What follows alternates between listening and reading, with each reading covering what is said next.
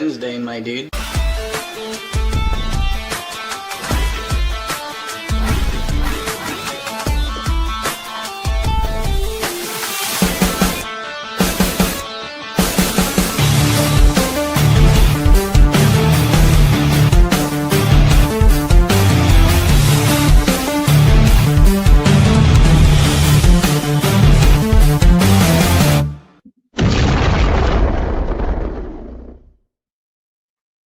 Hello, everybody. Welcome to the Punch Up Pod with Lila and Pat. Happy Wednesday, Hump Day. It feels like I'm Pat, forever since I saw she's you. Lila, just in case you guys didn't Hey. get that. Hey, I know, know it's Brady Bunch. It's weird. I'm rocking my Fed outfit today. I look like I'm I like it. parked in an unmarked van on the street. You're about to turn me in. Probably. How was your weekend? How was your weekend? I saw you on Sunday. How was your week? My days. uneventful Oh my God. ever. I got nothing going on in my life, so this is it. I don't even remember. Like, thank God, Wednesday shows have a different intro video, so I know what day it is. Like, truly, that's what centers me. It's sort of funny. Like, Josh and I always sort of are working 7 days a week, one way or the other. Asher, our older son, who's home now, he works like 12-hour days, pretty much 7 days a week. So like my sense of days of the week is a mess, just a mess, not helping with my mental cognitive skills. Oh, you are muted already. Oh yeah, sorry. When I was just doing like some freelance work to pay the bills, here and there. Yeah. And you're unemployed and just working whenever, you have no bearing of time. Like I didn't at all. Like what day is it? No clue. It's such a weird feeling. It is so funny. All right. Well, welcome everybody. We are so glad to have you all here. Please do remember to like and subscribe and smash that notification bell. Free yourself from the concept of time. Oh my goodness. Wouldn't that be lovely? I'm trying to free myself from the concept of money, but the concept keeps coming after me in late fees and low balance notices. Well, the tech bros now are telling us to not worry about your retirement because you won't even need retirement. AI is going to do everything, and money won't even be an issue for anyone anymore in just like 10 years. It's so funny because they toggle back and forth between that and saying, like, if we could just get you to work a few years longer. Exactly. Social Security would be great if everyone just agreed to one more year of work. Who was that? That was we have the clip of it, Dr. Oz. Yeah, Dr. Oz. That's medical doctor. He's the whole being, mind, body, and soul. Yeah. What a mess. And it's been interesting to see the people who have the most notoriety, most fame, biggest platforms, what they do with those platforms, which is one, we are often calling out politicians, obviously, because they are the closest to power where they could actually affect change. But when you see somebody who is a multimillionaire still not able to speak out or actively supporting a genocide or pedophile rape cult, it just kind of blows you away. And when it relates to Epstein, it really makes you think, like, if somebody replaced Epstein to do the same kind of work, probably, right? So the same ring probably exists with new people, and these people not speaking up are probably pals with that guy. There is no doubt that, because they didn't just pick Epstein and just go with him. They have lots of different people who were out there doing that kind of dirty work. I mean, honestly, Diddy was probably one of them too, right? On some level, maybe but there are plenty of people who are helping them gather information and compromise. And the impunity, if nobody ever gets punished for raping children and throttling countries by imposing lethal sanctions, then they just keep going. The elite on all sides of it, whether it's entertainment, sports, politics, tech, they're all cowards for financial reasons, really, is what it comes down to. 99.99% of them are cowards. Yeah. Yeah, they are. For financial and probably, proximity to power, career, whatever, but in the end, that all is all financial. Right. Yeah. Yeah, it is really repulsive. But the person who is not repulsive is the director of The Voice of Hind Rajab, which just won the award at the Cinema for Peace. Her name is, I'm going to mispronounce it, but Kauter Ben Hania. And they presented her with this award, and this was her response.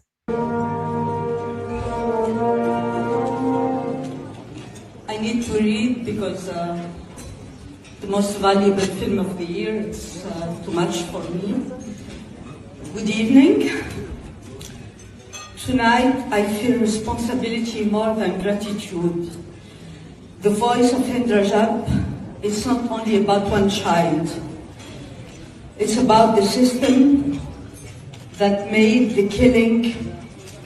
her killing possible. What happened to Hind Rajab is not an exception. It's a part of a genocide. And tonight in Berlin, there are people who gave political cover to that genocide by reframing the mass civilian killing as self-defense, as complex circumstances, by denigrating those who protest. But as you may know, peace is not a perfume sprayed over violence, so power can feel refined and can feel comfortable. And cinema is not an image laundering. If we speak about peace, we must speak about justice. Justice means accountability. Without accountability, there is no peace. The Israeli army killed Hind Rajab, killed her family, killed the two paramedics who came to save her, with the complicity of the world's most powerful government and institution. I refuse to let their death become a backdrop for a polite speech about peace, not while the structure that enabled them remain untouched. So tonight, I will not take this award home. I leave it here as a reminder. And when peace is pursued as legal and moral obligation, rooted in accountability for genocide, then I will come back and accept it with joy. Thank you very much. Thank you.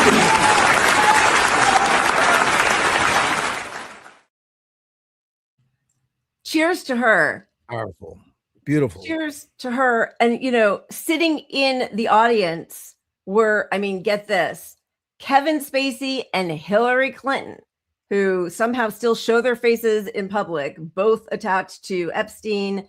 Hillary certainly attached to war crimes and death and Israel's, occupation and genocide.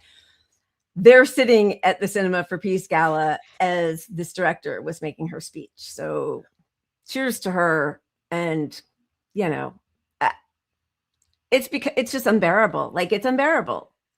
And to have people not speak up like that every chance they get is just shocking. But anyway, cheers to her. Amen. I could have hoped for more, even from her part, but you can't really. She's done so much, Yeah. But like these people in the audience by name, that's what they deserve. It's asking too much to put it on her, but they deserve to be called out by name. Why have you said nothing? Why are you defending Israel still? Why? Yeah. Yeah. It's scumbags. It's really despicable, and we will see as we move to the Munich security conference clips that we're showing, like the absolute hubris of somebody like Hillary Clinton to be talking about Donald Trump as some horrific aberration is just and that she's accepted in polite society at all really just shows that we have a very long way to go. And as always, yeah. you know, they everything the Republicans do that is evil has been the path to that sort of being accepted publicly has been set by the Democrats. Hillary Clinton cackling about murdering, Gaddafi. Gaddafi. It's just the loss of humanity did not start with Donald Trump. It certainly didn't. Yeah. I mean, the Epstein ties, the use of the Clinton Global Initiative just to enrich themselves. I mean, Libya, like it goes on and on and on. I mean, the true end of the Democratic Party started with them, really, because the Clinton Initiative, the Clinton Global Initiative stole global funds that would have gone to Haiti, for example. Yep. And instead of giving it to different groups in Haiti, they gave it to the Clinton Global Initiative, who then channeled the money to all their buddies who got all the contracts. Exactly. Yep. And that's one piece. And then AIDS research as well. That money went to CGI. Yep. And the other part of Clinton's evil was basically forcing people within the Democratic Party to endorse her early because the Democratic funds all went through her. That's right. Which is completely an illegal use of our election laws. It's amazing to me that, like, Debbie Wasserman Schultz had to resign from the DNC because of her nefarious actions with that whole primary. But like nobody really pays the price. But also, like, Bill Clinton was part of the Democratic Leadership Council in the early 80s that was funded by the Koch brothers. They are wholly responsible for the neoliberalism, for taking away any focus on the working class. Yeah, exactly. Anyway, they're disgusting. Let's, before we dive into more repulsive actions, have a moment of joy if we can handle it. Okay, here we go. Yeah, baby. Oh, look at that. Right off the bat. I love it. Music. What would be the most? Do we want uplifting? No, let's just go with some it's sort of white reggae, which is a little weird about, but it's also sort of like Renaissance fair white. Okay. But either way, I pulled some of this music to show the breadth of protest and how the anti-establishment vibe is everywhere now. Okay, great. I'm excited. Every day them get up and look on TV, them read the newspaper, them want to say the truth. But them can't say the truth because the truth will not be found there. That is why the man said this revolution will be telepathic. Who decides who lives and who dies? Who justifies a genocide? Who decides what's truth and what's life? Truth. And they all want to see the sacred sites, but no one wants to fight for their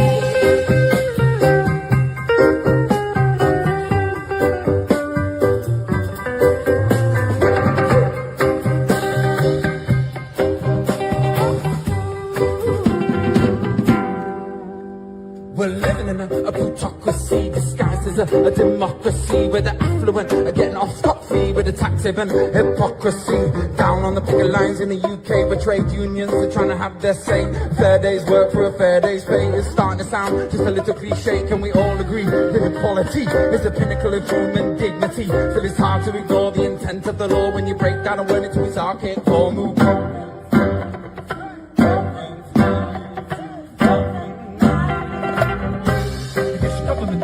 Etonian sophism, these phonies with their cronyism, roll the wrong plans and you don't think prison to keep you from the truth.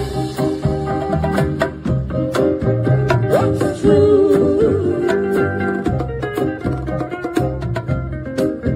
When no one dares to say what's true.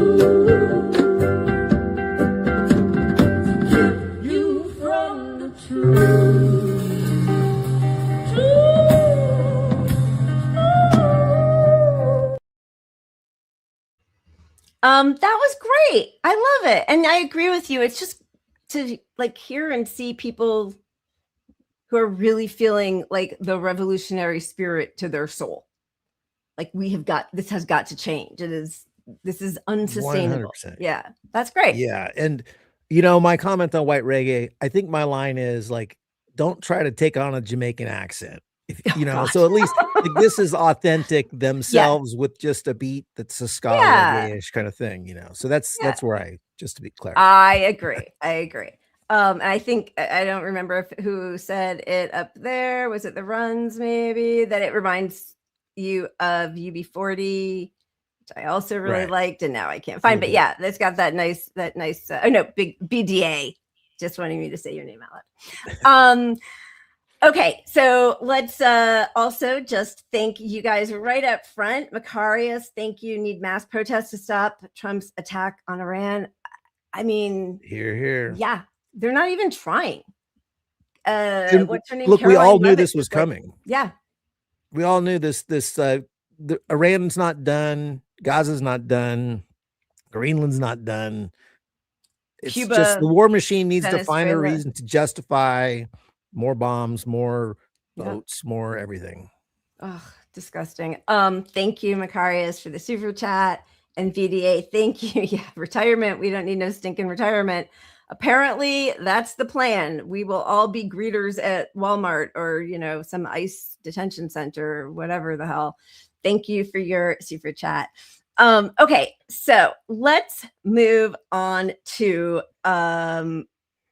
another corner of Berlin where, you know, we saw Wim Wenders, who's the chief jury at the Berlinale, responding to a question from an intrepid independent journalist who asked about, you know, why the silence on Gaza. This is the most political film festival.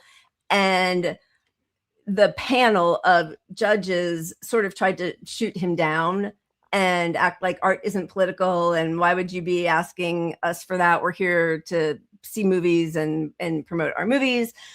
To which there was a response from, 81 people from Hollywood: Javier Bardem, Tilda Swinton, Adam McKay, among 81 names, to sign an open letter condemning the Berlin Film Festival for its silence on Gaza and its censoring of artists who have spoken out.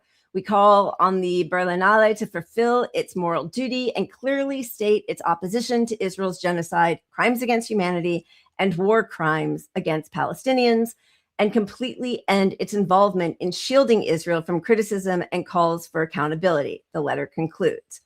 So, I mean, very grateful for that. I do wish those 81 people had come to the fore back when they were firing, you know, Susan Sarandon from her agency and the young woman who was supposed to be in Scream, whose name I can't remember right now, but okay.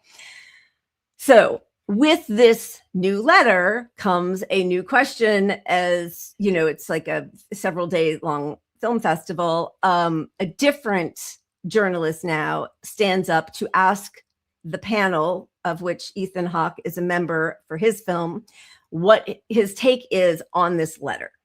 I guess my question is to Ethan, and the whole team is welcome to answer as well. Just now it was revealed that there's an open letter signed by several of your peers, Tilda Swinton, Adam McKay, Javier Bardem, about criticizing the festival's silencing of discussions of politics and Palestinian voices. So I want your opinion on how your fellow acting peers who have been known to be silenced or criticized for speaking up, and how you feel about Palestinian voices, artists being criticized or silenced as there is an ongoing genocide. All right, I'll start. I don't know enough about what you're asking to speak about the names that you suggested. I have no context for that question. I often, last time I spoke publicly about any of this, I was really shocked at how much animosity it was met with, people saying things like actors shouldn't talk about politics or things like that. And I really feel like the answer is the absolute inverse, is that everybody should be, we're all citizens of the world and all of us matter and all of us have a voice and everybody's welcome to disagree. That's part of the benefits of living in a free society. And yeah, we get microphones thrown in front of our face, but it's not because we're telling anybody what to do. We're just citizens sharing our opinion, and you're willing to make of it what you will. We're not, some of the greatest minds in the world have tried to make the planet live in peace, and it seems to be very difficult for humanity. The more that we talk about it and make it a priority in our life and taking care of all the children, that's our job as grown-ups, is to take care of the young people in our lives and make sure they have a good world to be born into and thrive into. And we all have to think about how we contribute and do the good that we have the power to do. And I feel like there's a slight agenda to your question that is different than my agenda. But I respect you, and I respect the question. It's like a white Obama answer. Like, that is just so pathetic. First off, don't be the first guy to answer for the panel when you say right off the bat, I don't know enough about this. Yeah. And then just bring it back to you're here to save the kids, not do whatever this genocide in Gaza stuff with the kids is about.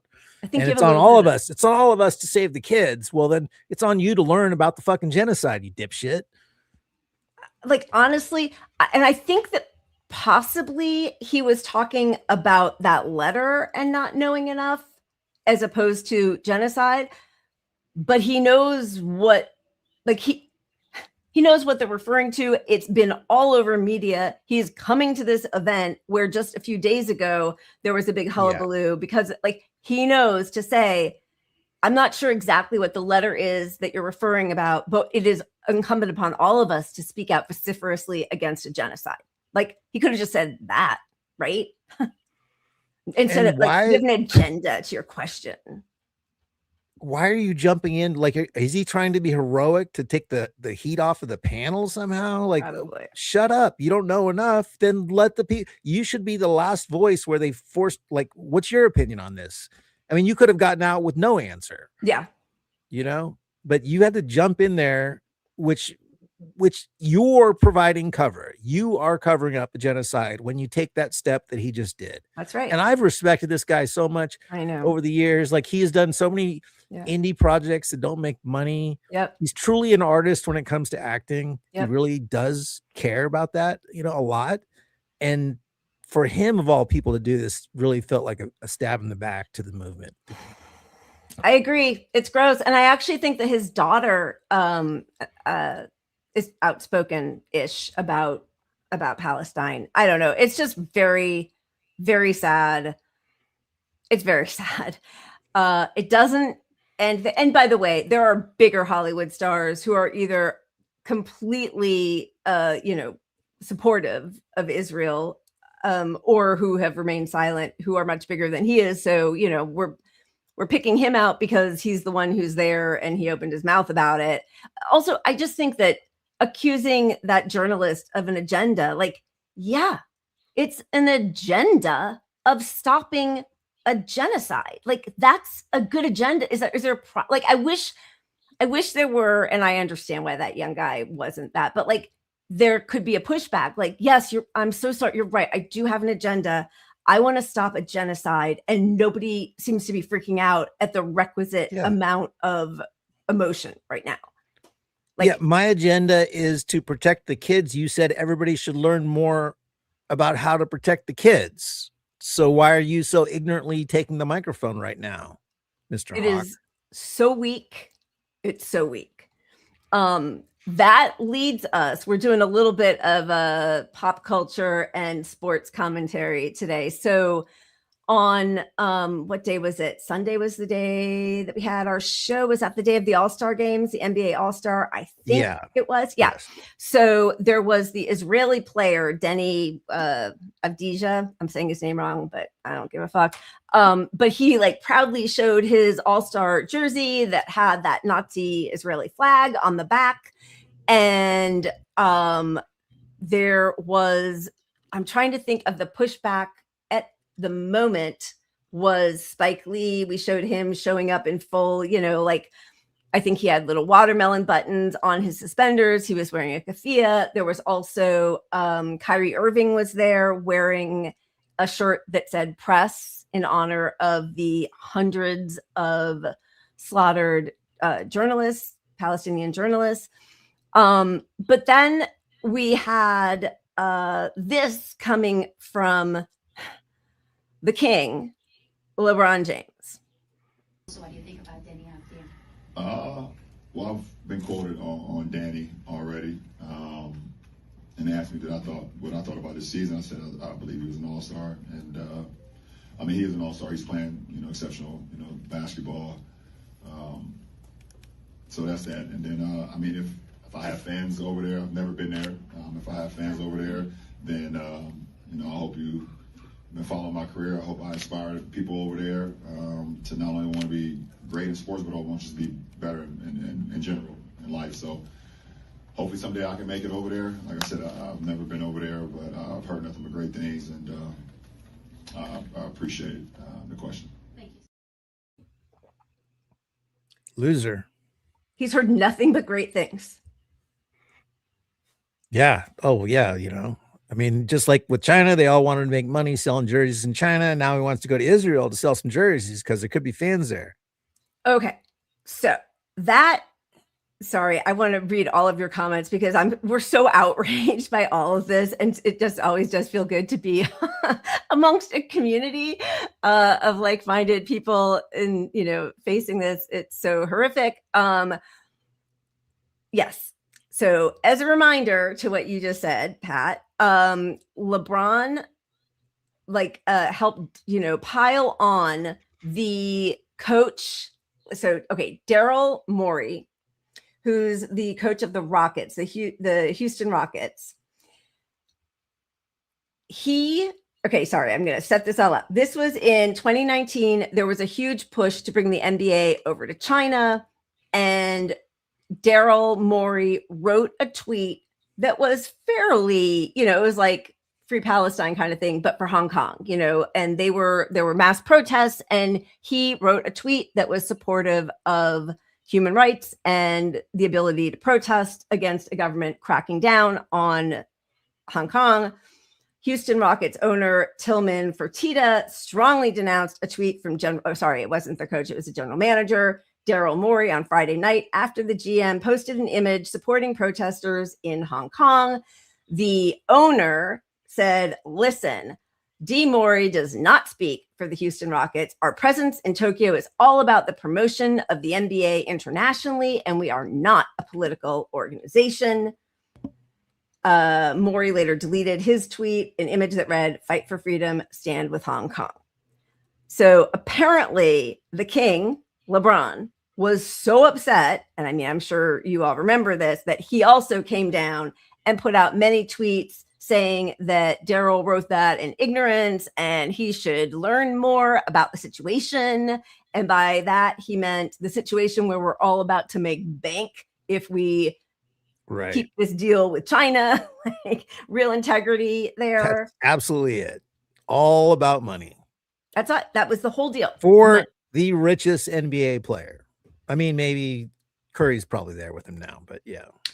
Okay, I'm so glad you brought that up, but let's just not forget LeBron. Injustice anywhere is a threat to justice everywhere. Our lives begin to end the day we become silent about things that matter.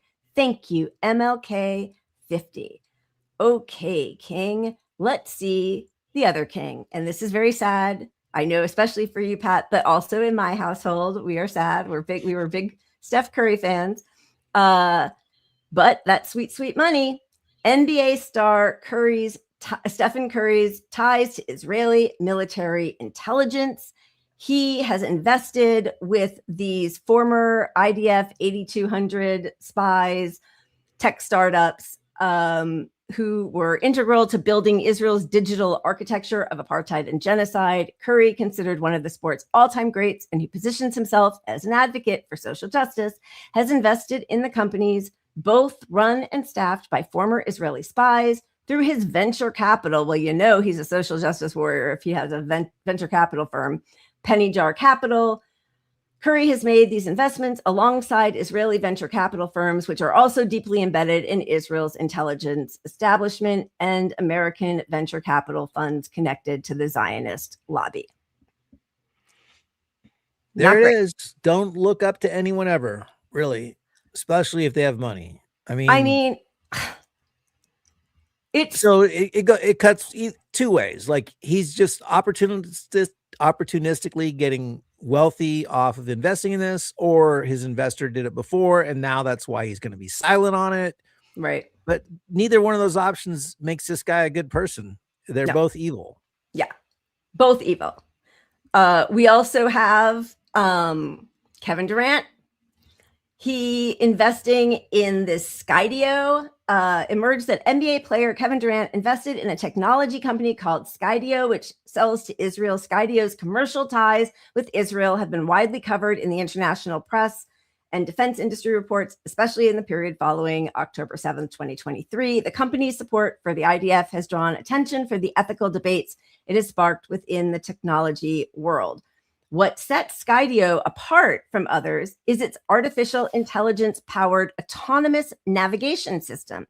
It's reported that the Israeli military has preferred this technology to scan the interiors of buildings in densely populated areas of Gaza without putting its soldiers at risk.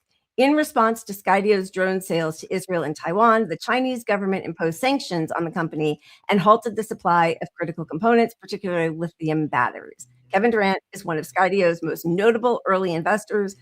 Durant manages this relationship through his own investment firm, 35 Ventures. Boy, they all have these venture capital firms. Amazing. All these social justice warriors. But also Skydio has a contract with LAPD, I think. And their drones are going to start hovering in our skies. Also, why do they do this? Like, I don't even understand this whole drone surveillance when they just flatten all of Gaza anyway. Like, what is the point of that? I mean, at some point, the point is just that somebody spent some money on this stuff and somebody's getting the money for the stuff. I mean, it's that simple. The industry justifies it somehow, even though you don't need it. Just like the tanks that are now in our local cities and states that were sold from the military. Yep. They weren't sold because we needed them. They were sold so that they can build new ones and so that somebody else can get a new contract for some new tanks. And it's horrific enough, obviously, that he is contributing to the genocide of Palestinians. But when these start being used by ICE and cops here, I mean, just remember all of these people, like, as much as I blame Obama, and of course I blame Obama because these guys have agency. And when they were going to start a boycott after the killing of George Floyd in 2020, Obama put in the call. We talk about this all the time. I know we all know, but the two big calls that Obama made in 2020 were to crush Bernie Sanders and to crush the burgeoning strike. NBA strike. Yeah. But like, these guys could have stood up to Obama and they didn't. But like, what is going to happen when members of their community here in LA start getting offed by these drones, or the drones are, significantly helping the incarceration, the death. I mean, it's just really, they don't care. I mean, look, I mean, just look at Steph. His last big commercial on TV was for that AI scam. What was it? God, I've already, there's so many that I forget what it's NFT called. NFT things or what? Yeah, not AI. Sorry, what the fuck do you call that money? That fake money shit, Bitcoin shit. Bitcoin. Whatever. Oh, right. Crypto stuff. Yeah. And along with him, Larry David, the Seinfeld, creator. So they were both putting their whole reputation on the line for that. And it turned out to be a complete scam. And there was no consequence to them for being involved in that. So these people just don't care. We need to make them care to where, okay, we found out about your investments, Steph Curry, divest immediately, or we're not buying jerseys. I mean, it has to happen. Yeah, I agree. So, I mean, this I love. They're being called Stephen Yahoo, Lakud James, and the KDF. But spread that around, people. More of that. Truly, it's despicable. It is despicable, truly. On the other side, though, just because how much we like to also be positive. On the other side, we have Kyrie Irving with his morals coming out. This whole celebrity idea is eroding. The whole fame idea is eroding. That shit was sold to us, y'all. You got people out here that are human, that are acting every day of their life. They're not even real. They just on NPC shit. Every day they acting. They don't even know. The world is a stage, dog, and it's a lot of terrible actors. It's a lot of terrible actors out here. The world is a stage. There's a lot of terrible fucking actors, dog. You know what I'm saying? I'm just going to say it. I'm just going to say it, dog. I'm just going to say it. I tried to tell Spice beforehand I said it, but the whole idea of celebrity, bro, if you're not a real person and you can't stand on your morals and principles out here, move out the way. If you can't stand on any principles and morals out here as a person that's trying to see this world become better, move out the way for the time being. I'm not paying attention to all the, the beefs going on or,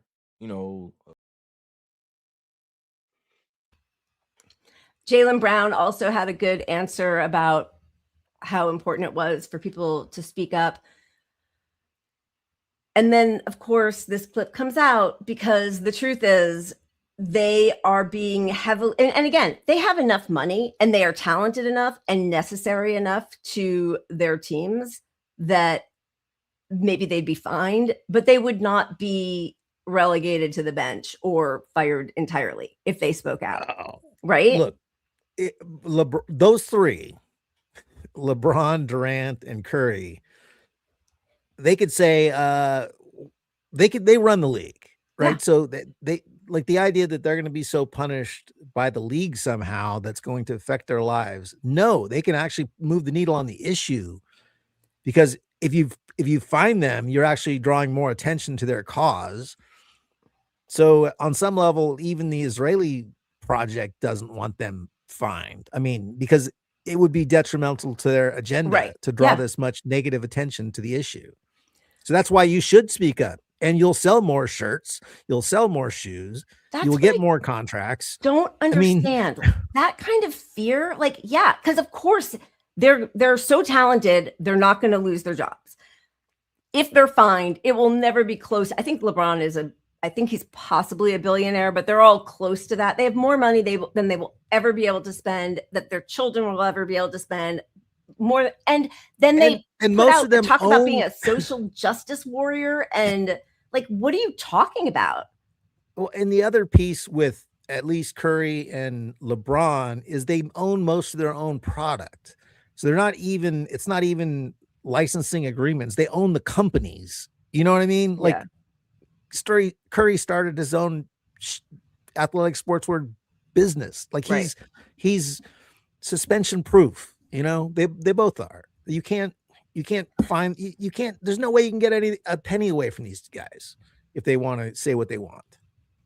Yes. And then again, even if you could, like, take it. Exactly. Like, Muhammad Ali went to jail for what he believed in. Who are you a social justice warrior for? Right? Like, what does that even mean? When you put up that quotation I mean, it's like when the CIA, you know, puts out a happy birthday MLK or whatever. It's just disgusting. It's also just cowardice, because at the end of the day, this stance they've taken is going to cost them more than it makes them. Right now, they're already getting this attention. I mean, you know, it's not going to bankrupt them. They're still going to be rich as hell, but I don't think this is going to help them. Yeah, I don't think it's going to help them. Unfortunately, like until the whole system is smashed, it's not like they are communing with the regular folk anyway, right? Like they have all of their layers of strata of the people who are in their cult of power and supporting them and protecting them and yes manning them and all that kind of stuff that, like, I don't know. No, like, I get that. But like so the next 10 times I want 10 videos of people treating the Currys like they're politicians when they're out in public. That's what absolutely. I want now. I want his brand to get some stain. Yeah. And that's what we have to do with this. Yep. We have to do that for all these guys. Absolutely. Absolutely. And then just so, you know, we know who pinpointed this very early on in the most disgusting way, shocking, was the Israeli American Council talking about the younger Black generation whose solidarity with Palestinians hadn't gone unnoticed. The major problem of Israel is with the young generation of the Black community. Black Lives Matter starts there.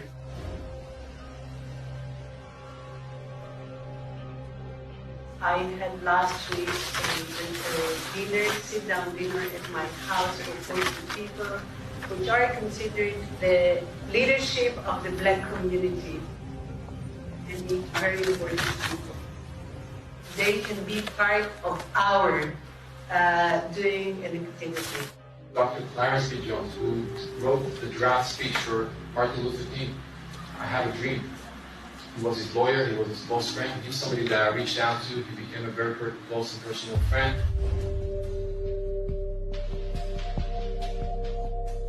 Because of that relationship, he published 3 articles at the Huffington Post explaining why their agenda was hijacked.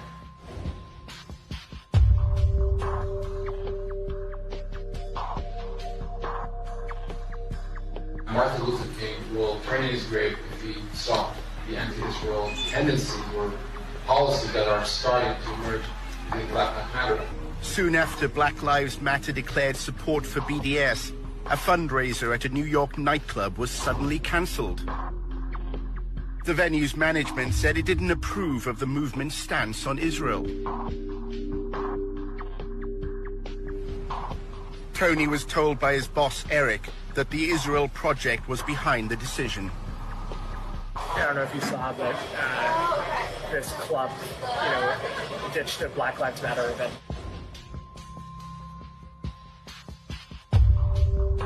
One of our donors, we just put in a call to him and then we put in a call to the police. That's all it took. Yeah, and just a reminder that MLK actually wanted Palestine to get their land back. So that's authentic from the jump. Absolutely. It's a lie.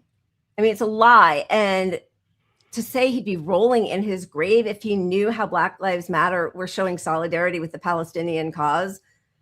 Of course they are. That's been, you know, Malcolm X went to Palestine and had a ton of solidarity and saw the plight of Black Americans in Palestinians and what they were going through, as did Nelson Mandela. I mean, it's actually so revolting that the man who wrote his speeches could profit off of the legacy of MLK to shut down Black Lives Matter events. Like, it's just, but it shows how difficult it is in this country run by the most evil capitalists, you know, in the world, to not get co-opted, because there are infiltrators everywhere.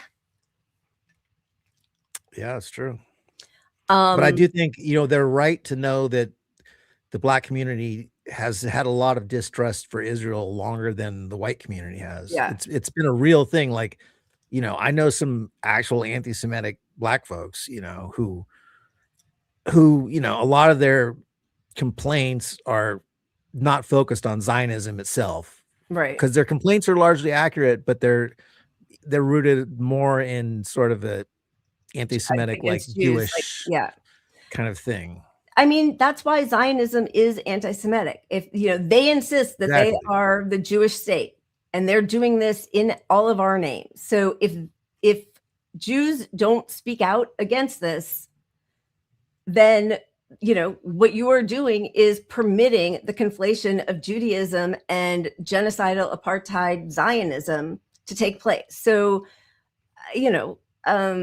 it's no wonder that people become anti-Semitic if the Jewish state is doing all of the apartheid, ethnic cleansing, terrorist attacks, all of these things against Palestinians. And yeah, of course that's what's going to happen. But they thrive on that, because then they say, look at all the anti-Semitism.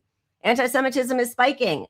Israel's the only safe place in the world for Jews, unless you count the body bags. But okay, it's Yep.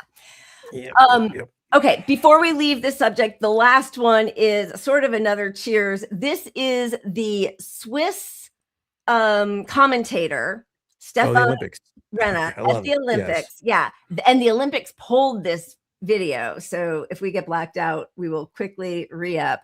Wait a minute. Let me get the banner ready. The fair use. Fair use. All right, go ahead. I'm close okay, enough. So talking about the, I think it's the bobsled team, and one of their members who's an IDF soldier, Adam Edelman. So here is the commentary during his partaking in this event. I think that announcer or commentator was either reprimanded or suspended from his duties. I don't know. The Olympics were like in full meltdown mode. They pulled that clip off the air. But what was really nice is that team ended last place. 26th place. 26 out of 26. What is your cardboard medal? I don't know. What do you get what's your medal made out of in 26th place? If only they had been playing against children who've been starved and bombed in their tents, maybe they would have had a real shot. But kudos. That's amazing to use this guy's platform and say, fuck it. He knows what's going to happen to him. He knows he's not going to be on air at the Olympics, at least after that. Yeah, exactly. And that's how you do it. That's what you do it. This is not a guy, he's not rich. Announcers don't get rich. We don't even know his name. Yeah. So that's how you do it. That's it. It's so gross. And just before we spin and move on, this was the other thing that's so gross is 4 NBA teams, Sacramento Kings, Atlanta Hawks, Minnesota Timberwolves, and Charlotte Hornets share one thing in common. A minority investor who sold a warehouse, ICE, is converting into a detention center. That's my Sacramento Kings right there. Just disgusting. Like, it's all intertwined. It's all capitalism. It is all intertwined. And and you look at the NBA, a moment of peace. Like, do not go out for dinner and not expect people to come after you. And all these owners in the NBA are billionaires for the most part, right? You can't get there without having $1 billion. It's a club. Yep. And most of them have shit investments and all this military stuff. But a lot of them now, the up and coming ones, are all tech bros. They're all tech. That's right. They all made their money in tech, which is also always connected to Israel. All tech firms are connected to Israel. They are connected to Israel, to genocide, to mass surveillance, to ICE. I mean, like, all of it. It's all one big Epstein class of people. Yeah. So if you're going to watch the NBA, at least steal it on your TV. Don't pay for anything. If you need some help on that, I might know a guy. Pat's about to go silent. His audio is going to go out. If you send me some Bitcoin. All right, let's spin. Yeah, baby. Oh, look at that. That is so appropriate, and yet I do need some more wine. Hey, bad baby. All right. This is Nato Green. I'd never heard of him before, but he's a San Francisco comedian and activist. He's also an activist. So it's two for here.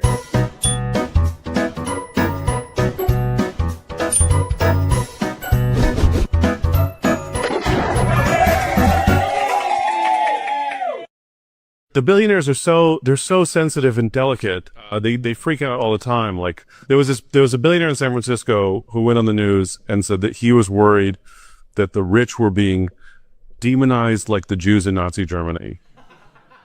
He was concerned about a Holocaust against the rich. And he lived in a condo in a penthouse tower called the Millennium Tower in San Francisco, a very fancy building. And I know where he lived because I made the questionable decision to say the joke that I'm about to say at an event where people had paid $150 a ticket. And the audience did not enjoy the joke. But the caterers did.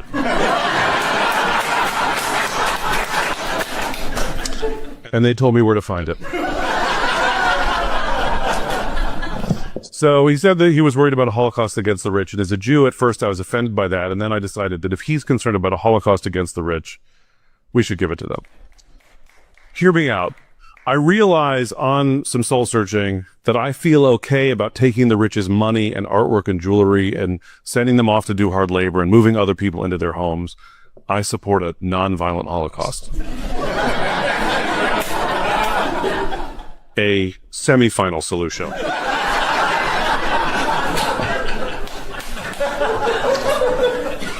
And then we could all say, first they came for the billionaires, and I did not speak up because I was not a billionaire. And then they came for the millionaires, and I did not speak up because I was not a millionaire. And then things were cool after that.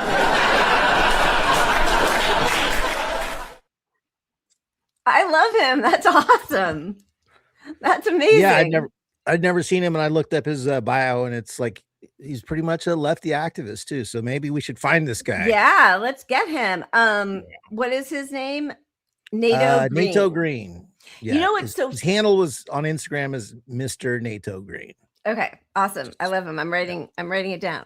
So, according to the IHRA, which is the, International Holocaust Remembrance Alliance Association, whatever the hell, their definition of anti-Semitism is you cannot compare anybody who's not a Nazi or, Jews or Israel's actions to Nazi Germany. And the funny thing is that as he is quoting that billionaire, who's probably Jewish, I'm assuming, who talks about the Holocaust against billionaires, like that's allowed. You can be Smotrich or Gallant and do a speech talking about how we're going to be just like the Nazis. We're gonna take lessons from them and treat the Gazans like that. You can do that, but if you then call them out on their Nazi behavior, that's what's illegal. So I wonder how many crowds he'll be able to say that in front of before they start trying to fine him for going against the definition that AOC even voted for. Shocking. Yeah, and Philip's comment made me. I was watching. Philip says, "I'm waiting for a comedian to dress up like Satan and thank the Epstein class." I was watching. Did you guys see the Fox and Friends clip of them like downplaying the Epstein file shit? Sometimes you need a girl. Sometimes you just need a girl. Sometimes you need a girl. It seems like there's nothing there. It's just sometimes you need a girl. Haha, laughing hilariously. Like they have taken on the mission of the MAGA shit to downplay this on behalf of Trump, which, we get why they would do that, but really disgusting. And I don't think it's going to play well with their own supporters, honestly. I don't think so. I mean, Trump's numbers are beneath the shitter. Beneath the basement at this point. So I think they're barking up the wrong. They're barking up the tree that pays them, right? That's what they're all doing. So they don't really care about MAGA. They never did. It's just power. Listen, most of those people were never Trumpers. Fucking JD Vance said that he was like Hitler in 2016. So and so did Rubio. Right. And what I keep saying is that, the media is now post ratings or giving a fuck. They're just, it's a mouthpiece for the establishment and the rich and the tech bros and Israel. Yep. Like that's what our media is. So yes, they don't care, but at the same time, they hurt their own cause with this tact that they're taking. Like, I don't think you're not just sort of feeding the red meat to the right-wing audience like you normally are when you bring up this shit, because there's a real divide in the Fox world on these folks. Yeah. I just think how you started it was it just they matters. Don't care. Yeah. They just don't care. Just like our politicians don't care. Like, how are we getting, so should we just dive into which thing should we dive into? Do we want to go back to Berlin to hear what AOC had to say on a few different subjects? Let's first, because, we are getting very close to war with Iran, which is completely unnecessary, will cost millions of lives and billions of dollars for nothing for Israel, but for nothing. Yeah. And the Democrats I hear talking about this mostly are like, the problem is we're doing this alone. It's not the problem that we're going to war. It's that it's just us and Israel going against them. We need the whole world to join us in this war. Like, it's not anti-war at all from the Democrats. And there's no reason for it. We were in the JPCOA, right? We were in a mutual alliance with them, and Trump got us out. Then Biden didn't get us back in. Why? Like, why didn't the Democrats patch that up? They didn't.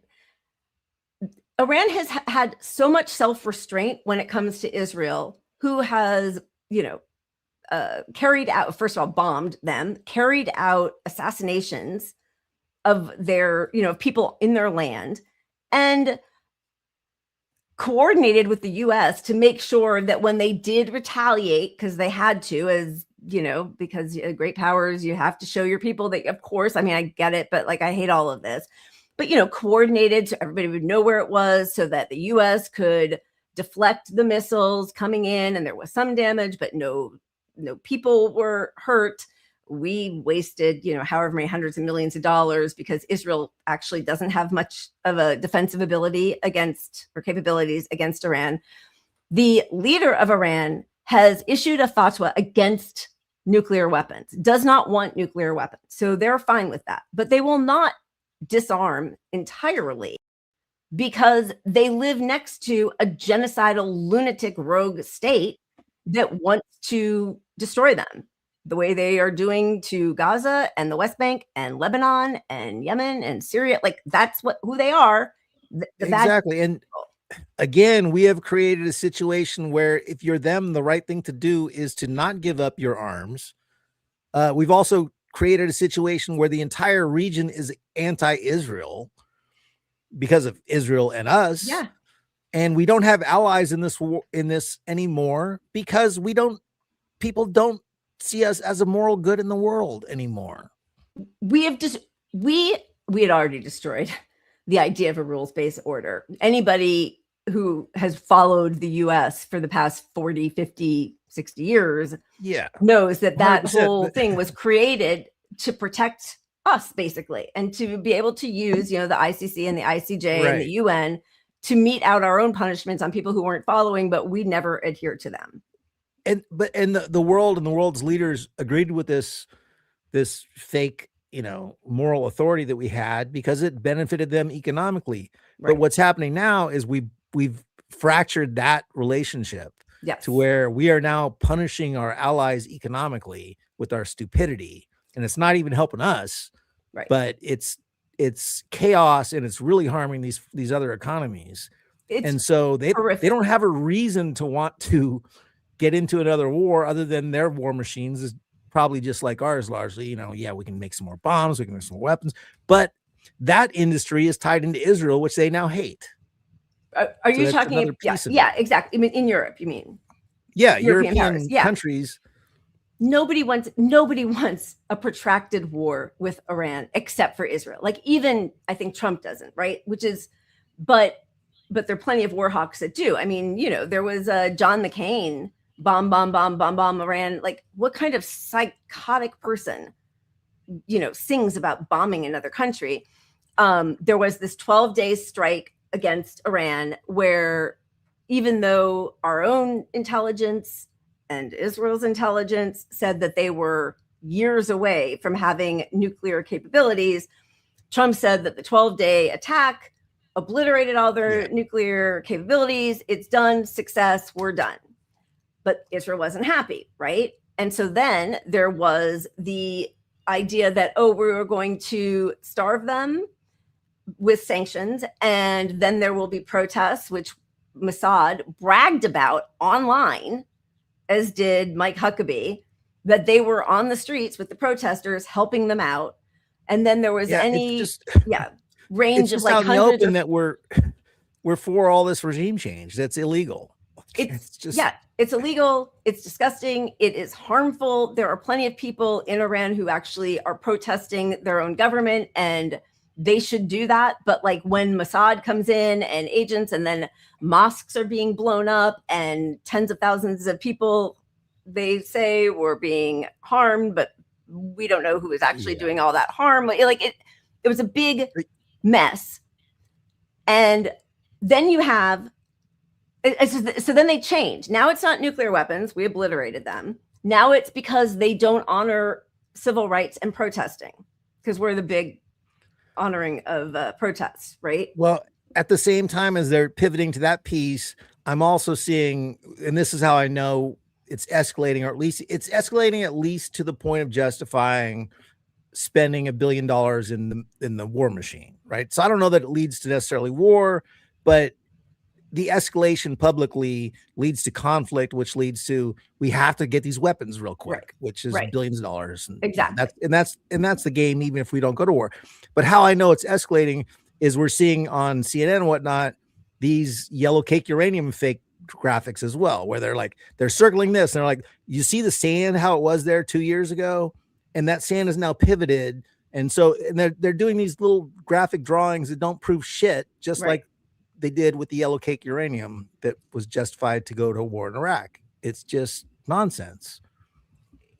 It's just such a lack of, not respect of any kind of idea of what humanity is. Like, they'll say, oh, we only killed however many people. We didn't kill civilians. Like, you killed people. You destroyed buildings and homes. You poisoned their air and water and soil. So now the rates of cancer, look at all of these children in Iraq who, born with birth defects because of what we did there. And then you have, they act like sanctions are nonviolent, but sanctions kill. Look at Cuba. Cuba is getting decimated right now. They don't have gas at all. They're all riding bikes now. Everyone in Cuba has bikes. They're hospital, they have to delay medical treatments. Cuba has become our Gaza. It's not at that level yet, but now it's like, oh, we can do this. We can do collective punishment. We don't have diplomacy. You've got leaders of the Republican Party on TV saying, well, it's bad that they're starving, but at the end of the day, they need pain quickly, better than pain in the long run, to get away from communism. So this is not even communism is not an evil in the world.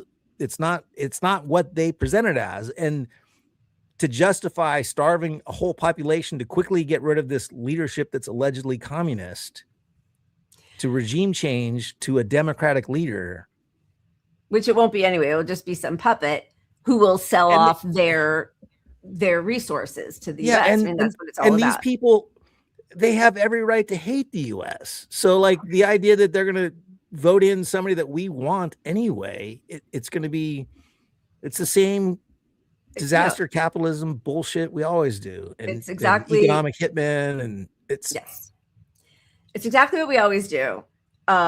Just as Scott Bessent said out loud, I think in Congress, or to a hearing in Congress, that we engineered this economic crisis, which again, that means death. That is death to people. Let's just play that, because then it would be great to see what one of the leaders of the opposition party has to say about it. What we can do at Treasury, and what we have done is created a dollar shortage in the country. At a speech at the Economic Club of New York in March, I outlined the strategy. It came to a swift and I would say grand culmination in December, when one of the largest banks in Iran went under. There was a run on the bank. The central bank had to print money. The Iranian currency went into free fall. Inflation exploded, and hence we have seen the Iranian people out on the street. We will continue monitoring all the partners, all the Iranian partners. The good news, Senator, is that we have seen, and we can see it with our fencing, we have seen the Iranian leadership wiring money out of the country like crazy. So the rats are leaving the ship, and that is a good sign that they know the end may be near. I'll tell you what's not a good sign is when you start comparing people to rodents or pestilence or pests or vermin infestations. That's never a good sign. And it's always, this is some communist, fascist something, but what are we in this? It's absurd. Listen, Soviets defeated the Nazis, and right away we welcomed in Nazis and turned against the Soviets. Like, very clearly, capitalism loves fascism. We're fine with it in the capitalist global north over here. Yeah. And not to pivot to Cuba too much, but Cuba's on my mind a little bit right now, right? So in Cuba, you got Rubio's over there not talking to the leadership to make a deal. He's talking to the Castro families, the kids of the Castros. The grandson, yeah. Yeah, this is their play. And they say that they really run the government. Well, I don't know if that's true or not, honestly, but this fits the formula of every time we send an economic hitman, we make a deal with a tyrant. And I don't know that the Castros are tyrants. I really don't know enough about them, but we're not making a deal with the current government. We're bypassing the current government in the name of democracy to make a deal with somebody that's not actually the current government.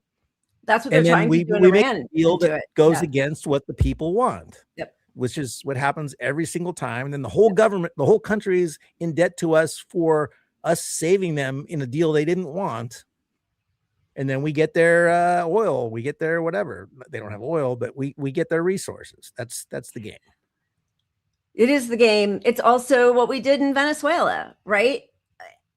Like they could have had a deal with Maduro. He was willing to negotiate. Take our oil. We'll do deals with you. Take our oil.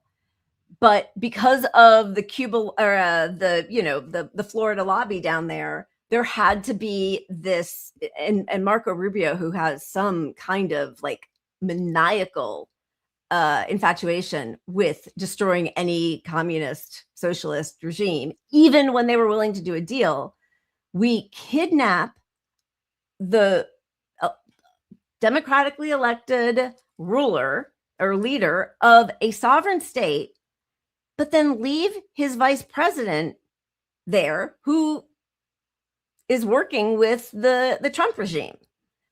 And whether it's because she was threatened, which I think all signs point to that, whatever it is, like, so we could have done without kidnapping Maduro and his wife and killing 80 Cubans who were trying to keep guard. We don't need to be, we just killed another, I think, 12 fishermen in the Caribbean. We're just supposed to believe that they're narco terrorists because they were coming here. So this is, it's just all a mess to just like swing our dick around. People would actually do the deal with us at this point. Yeah, you're right. They probably would at this point. But at the end of the day, they really want to show that socialism and communism don't benefit the public. And the only way you can really do that is to find a way to imprint your outside world on their country. Because Venezuela was thriving under Chavez. It goes back to Chavez days. Yeah. And the whole thing with Chavez is he said, those debts before me, they're not real. You put our country in some debt to some bullshit. We're also taking the oil from the rich people. Now the people own the oil. We're nationalizing our resources. If that actually worked, there would be a lot more countries doing the same thing. And then eventually you have people going, socialism, it's not that bad. And that's the real project. It was lifting people out of poverty. They were learning to read. And look at how Cuba, like, anytime anything is happening in the US, right away, their doctors come, their emergency services come to help with flooding in Texas. They get nothing for it. And then we starve their whole country to bring maximum pain, hoping it will make people revolt. But they know. And as you said, like, they're not going to be happy with their leader. Look at Argentina with Milei now. They're rioting in the streets because that's exactly what happened. we put in our own little, fascist puppet, and he's starving his country. It's just, yeah. And as Audrey says, Cuban doctor is best in the world. I mean, they've got cures to they got vaccines for a few cancers that we don't have here. Like this is Cuba, and look at Cuba and look at how they're all on bikes over there, and yet they still are thriving because the house you live in doesn't say what your society is. Like it's just. I mean, it's like looking at Palestinians when you look at the level of medical knowledge, the level of literacy, and all of these countries that we've done so much damage to, and they put such a high premium on their own community and the community of the world and knowledge and reading. And I don't know, there is something so deeply rotten at the core of capitalism. It's not fixable. It's not reformable. It all stems from this, but blocked. Yeah, but Cuba is actually making us see it's not just our system of capitalism versus theirs. It's ours. Ours is doing evil in the world to protect our capitalism now. Like we're truly like maximizing our evil to affect systems that don't need us. Like if we just got out of the way, they would be thriving. 100%. And we could be thriving. Like, Yes. I mean, that's the other real indication of an empire on decline, is that we produce nothing here except for war and pain abroad. And we're just lashing out everywhere. So Yeah, it's I mean, really, I mean, they're starving over there. That their government just told people to start producing your own food because there's no way to transport food anymore without gas from the farms. yeah. So, in a sense, you're going to get massive amounts of community and massive amounts of people ready to overthrow whatever government we try to put in there because they're networked as fuck to just survive. It was so interesting because like a week or two before they kidnapped Maduro and his wife, do you remember that that Maduro had his people just passing rifles out to regular citizens? And then like what happens? I mean, I think the problem is that like, well, first of all, Delcy Rodriguez is popular and she's still in power, right? So, and whom are they going to protest at this point? I don't know. It's very interesting to see what happened in Venezuela. And I thought we're getting along with them. Why are we still bombing boats or striking boats in the middle of the Caribbean? Like there is no consistency or actual ideology apart from destruction that's happening right now from the top. And I mean, honestly, I think the same thing with Biden, obviously. But like, there's no reset to any of this. We're just a lawless nation. We are truly just a lawless rogue nation. And so I think that aggression is to better negotiate how much of their resources we get somehow. Right. We clear the path. You make it safe for Chevron. You make it safe for these industries to go over there and exploit your people. Yeah. Or, more damage happens. So you need that government that the people still supports in place that is scared of you a little bit. Right. And that's the game. Yeah. All right. So circling back as a sake bomb to the Munich Security Conference, here is AOC, who, right now is one of the leaders of the Democratic Party, and she is consistently, labeled on the left. Yeah. Asked about striking Iran. Would you support direct U.S. military strikes on nuclear facilities if diplomacy fails with Iran? Right now, what the Iranian regime is doing, particularly with respect to protesters, is a horrific slaughter of, some estimates have tens of thousands of people. Okay. That's her answer on that. Nothing about the fact that we are starving them with sanctions, that there were absolutely outside infiltrators, that we should be getting back into diplomacy and discussions, nothing like that. Then this is her response on Venezuela.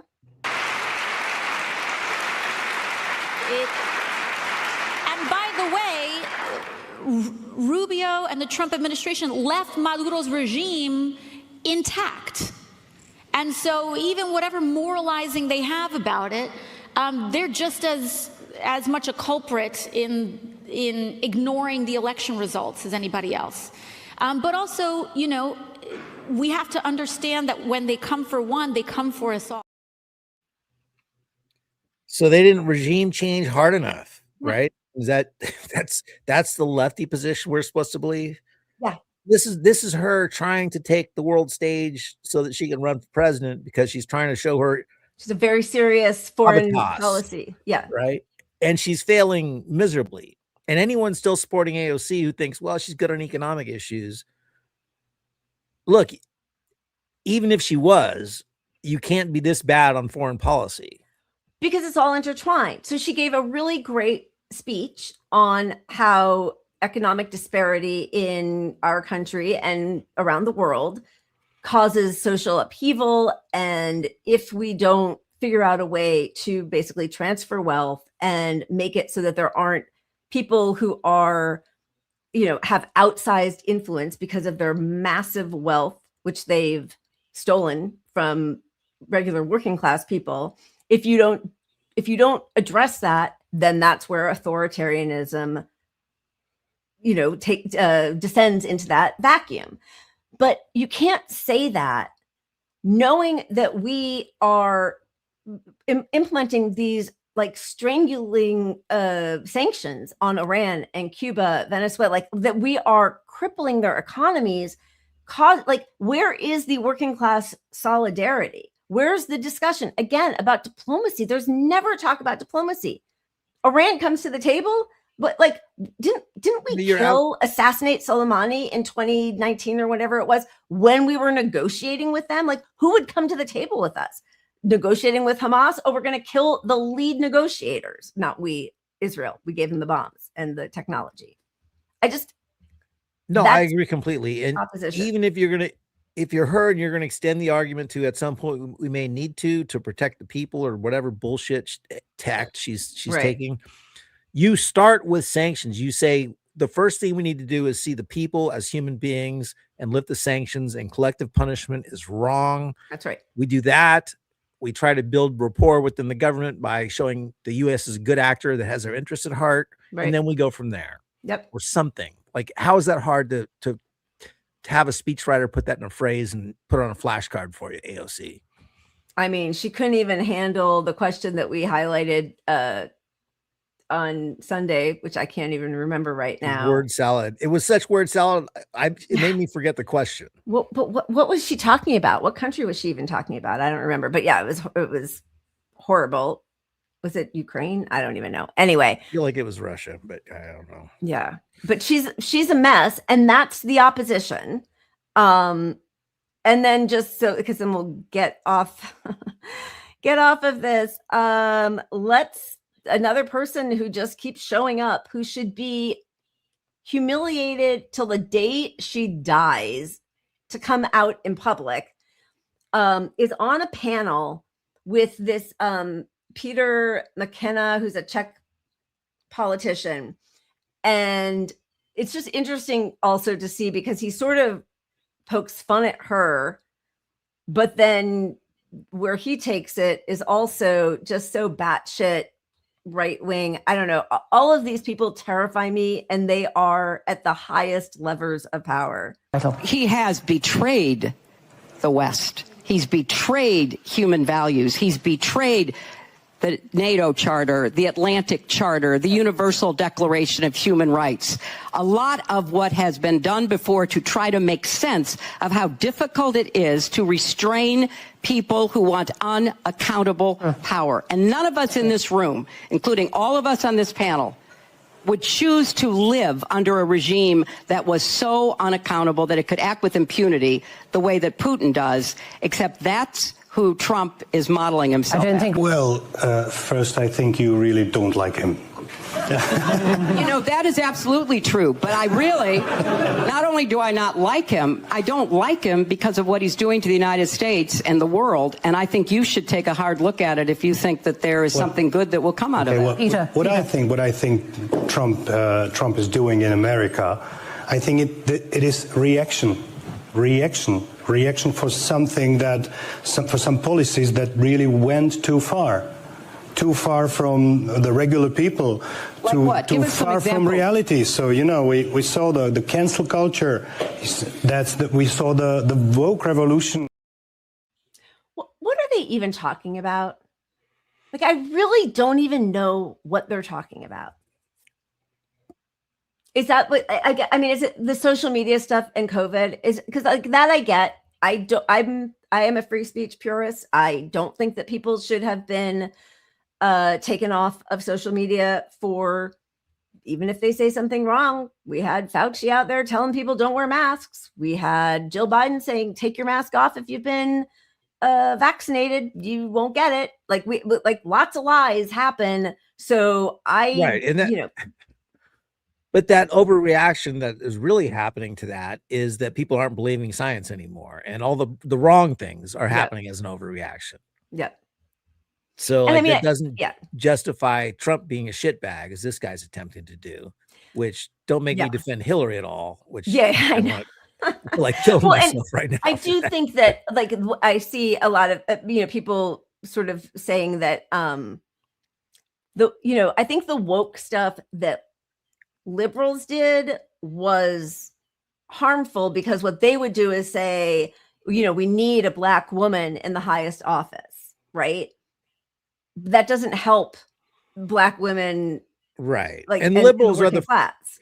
Liberals tone police progressive, like liberals are all about being like proper. When Bernie said we're going to break up the banks, that piece of it is very like, no, we're mad, so don't tell us how to be mad. Don't tell us we can't use defund, right? Like, don't shut up, get out of the way of the left. At least don't try to silence us, which the left does a lot. But then a lot of it is just made up anti-woke stuff so you can bring in fascists, this is the formula for that. Right. And to say things like what she said to Bernie, like, oh, but breaking up the banks won't fix racism.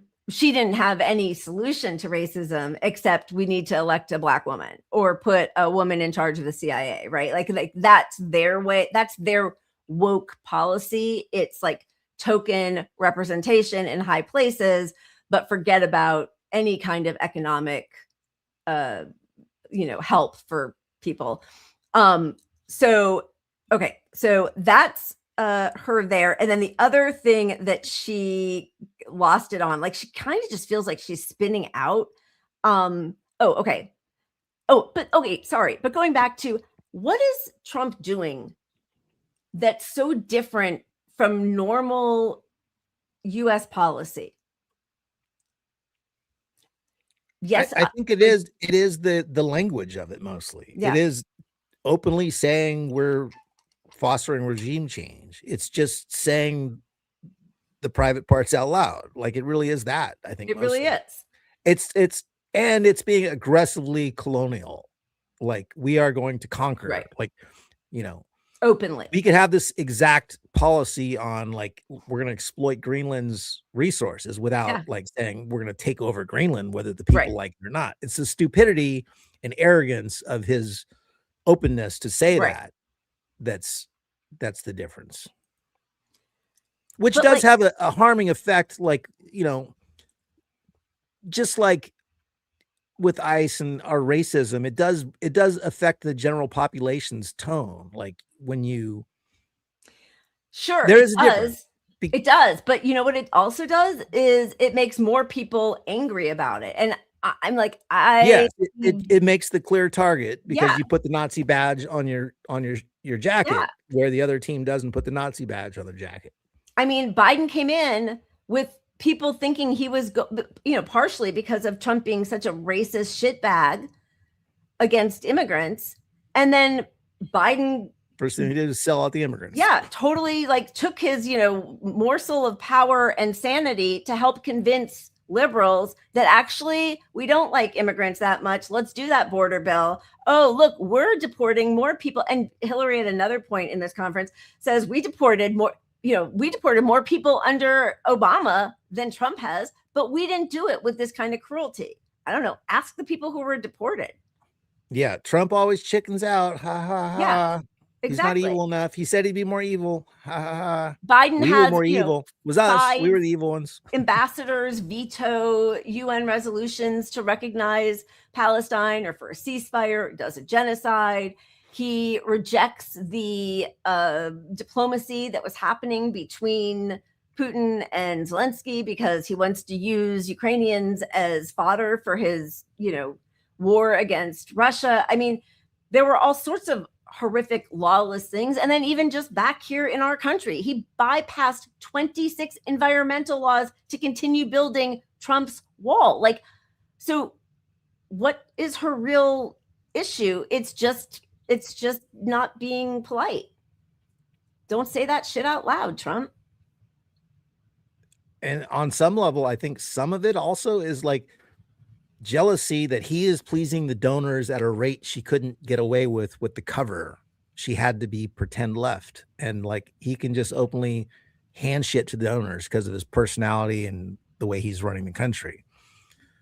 The Biden, when he came into office, could have said, I have the public's mandate to get all the things on my issue page into office. So here's executive orders 1 through 1,000, like Trump did. But his were all evil. But he literally just did it right off the bat. All the politics explainers love to come out and tell us why Obama, with a 60-seat majority, with an actual supermajority, couldn't get anything done because actually we don't understand how anything works. Yeah, you do it and you let the courts decide. If you overreach, let them pull it back because then people have experienced the policy. It takes years for the courts to react. You wouldn't have lost the courts in the first place if you had actually sought to do something good for the public. If Chuck Schumer hadn't been like, no, we're going to fast pass all these federal judges because Democrats, we all need to go home on vacation. That was in Trump's first regime. Thanks, Schumer. Here she is, and then we're almost done. We can get off of these warmongers for a bit. I think we need to call it for what it is. Secretary There is a Clinton. legitimate reason to have a debate about things like migration. It went too far. It's been disruptive and destabilizing, and it needs to be fixed in a humane way with secure borders that don't torture and kill people.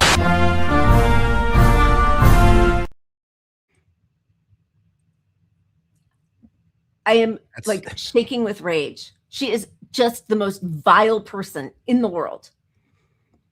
And it's not just immigration. It's how we got to the point today where EPA standards are not even going to be a thing anymore. Like we're saying greenhouse gases.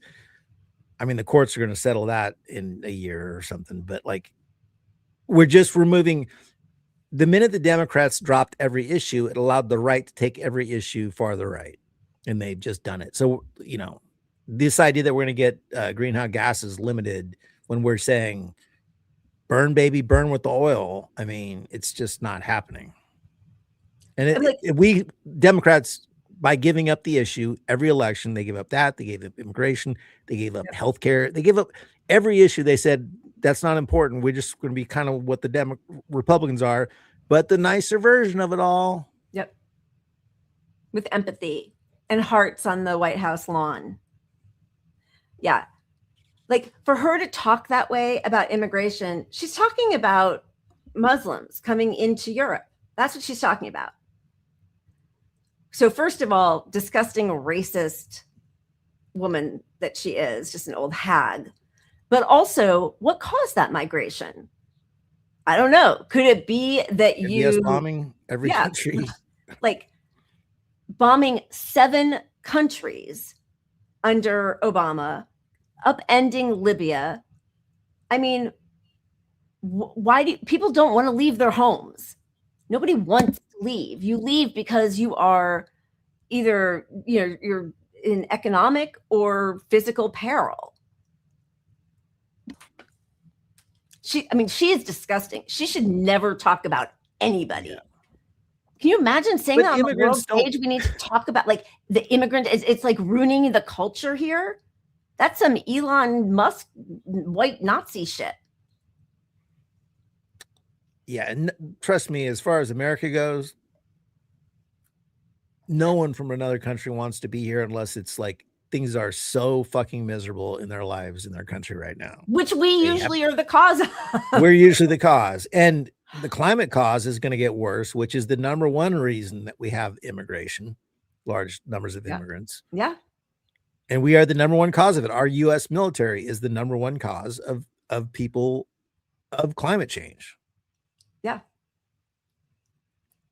I mean, like the fact that she sits there and condemns Trump for being pretty much exactly what her husband's regime was. It's just disgusting. I'm appalled that nobody pushes back in her face.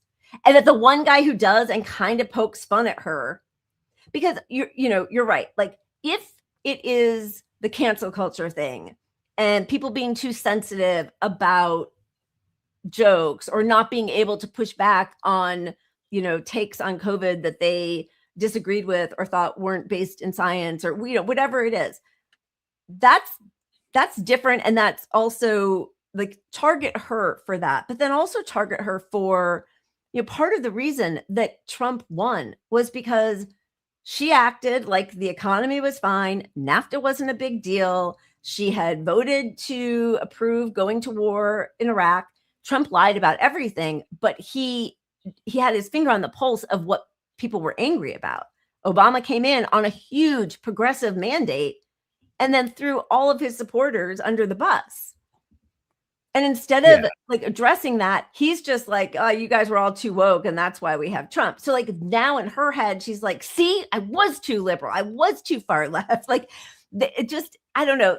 These people do not belong on the world stage. They belong like, I can't even say it. Don't say it. Don't say it. I know where. Luigi. All right, let's spin the wheel. God. Unless you want to keep going. Get me out of Munich. We gotta Hillary derangement syndrome or something. I don't know. Yeah, I guess I kind of do. No, I just have flashbacks every time we talk about Hillary, and it just makes me want to punch things too. I know, she's just awful. Yeah, baby.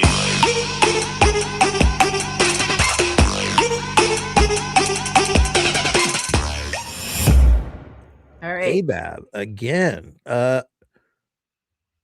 This is my AI guy I like to show. This is for Valentine's. So it's timely. It's a little late, but all right. Well, yeah. Or very early.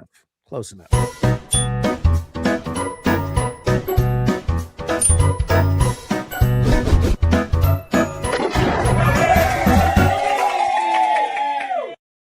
Okay, in honor of Valentine's Day, we're going to be auditioning AI for rom-com movies. So all I need to know is, what's your favorite rom-com movie? When Harry Met Sally is my favorite. And the restaurant scene, I mean, seriously, yes. Oh, yes. And you cut yourself off. Okay, I love it when AI does that. Okay, yes, When Harry Met Sally, great movie. Restaurant scene, iconic. I mean, the most famous one by far. Let's just, in case anyone hasn't seen it in a while, here it is. Ooh. Are you okay? Oh, God. Oh, yes, yes, yes, yes. Okay, whenever you're ready. And to help you out, we're going to change your hair, your clothes. I'm even going to put you in a diner. So all you have to do is just be a great actor. Yes! Oh boy. Okay, we're not going to talk about the double sandwiches or the 2 snowflake pins. Just let the glitches be glitches at this point. Let's talk about performance. The way you say yes, it's just not euphoric or this moment of ecstasy. And the way you smack the table, it looks like a toddler's doing it, and you somehow also make a fork appear out of your hand. Do we care about the crunch? Can we do it without the crunch? Okay, keep going. No music, and this is even more childlike. You are having a euphoric, orgasmic experience. You look like you're at a kid's birthday party and you're about to get cake.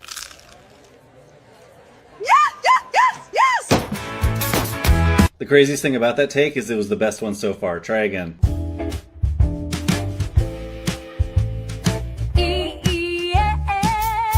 Why are we doing music? Where did the sandwich go? How'd you get that silverware there? But good news. I finally got Kling 3.0 to squeeze out a clip. It only took 20 minutes, so let's see how it did. Exact same prompt.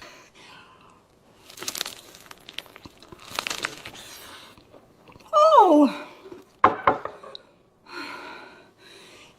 Yes! Yes! Yes! Yes! Nightmare, nightmare, nightmare, nightmare, nightmare, nightmare, nightmare. Oh boy. I hate AI, so I got to find I any know. excuse to get hatred of AI in there. I hate it too, and I forgot to pull it, but it is really advancing very quickly, like very quickly. Yeah, exactly. And that's the real problem. It sucks right now, largely, but it's not going to suck forever. And once it starts not sucking, goodbye our jobs, completely. And did you see the Chinese robots thing that was going I on? hate it. They were doing martial arts. Hate it. Hate it. The robots are like agile and human-like and moving quickly. Fluid. Yeah. So the merge of those two in the next 5 years, like you'll be able to buy that thing that can do your job that costs $20,000 or something if you're McDonald's, and you can just tell it to do new shit all the time and it'll do it as well. So if you think they're going to hire a kid, it's not even a kid's job anymore. Like McDonald's is adults now. Like, the kids can't even work at McDonald's. You know what I mean? So like we have no societal answer for the replacement that's about to happen here at all. No. And it's dangerous, and there are no guardrails on it. There have been like 3 or 4 high level resignations from people at different AI companies saying that it's too dangerous. There are no guardrails. Why aren't we regulating that?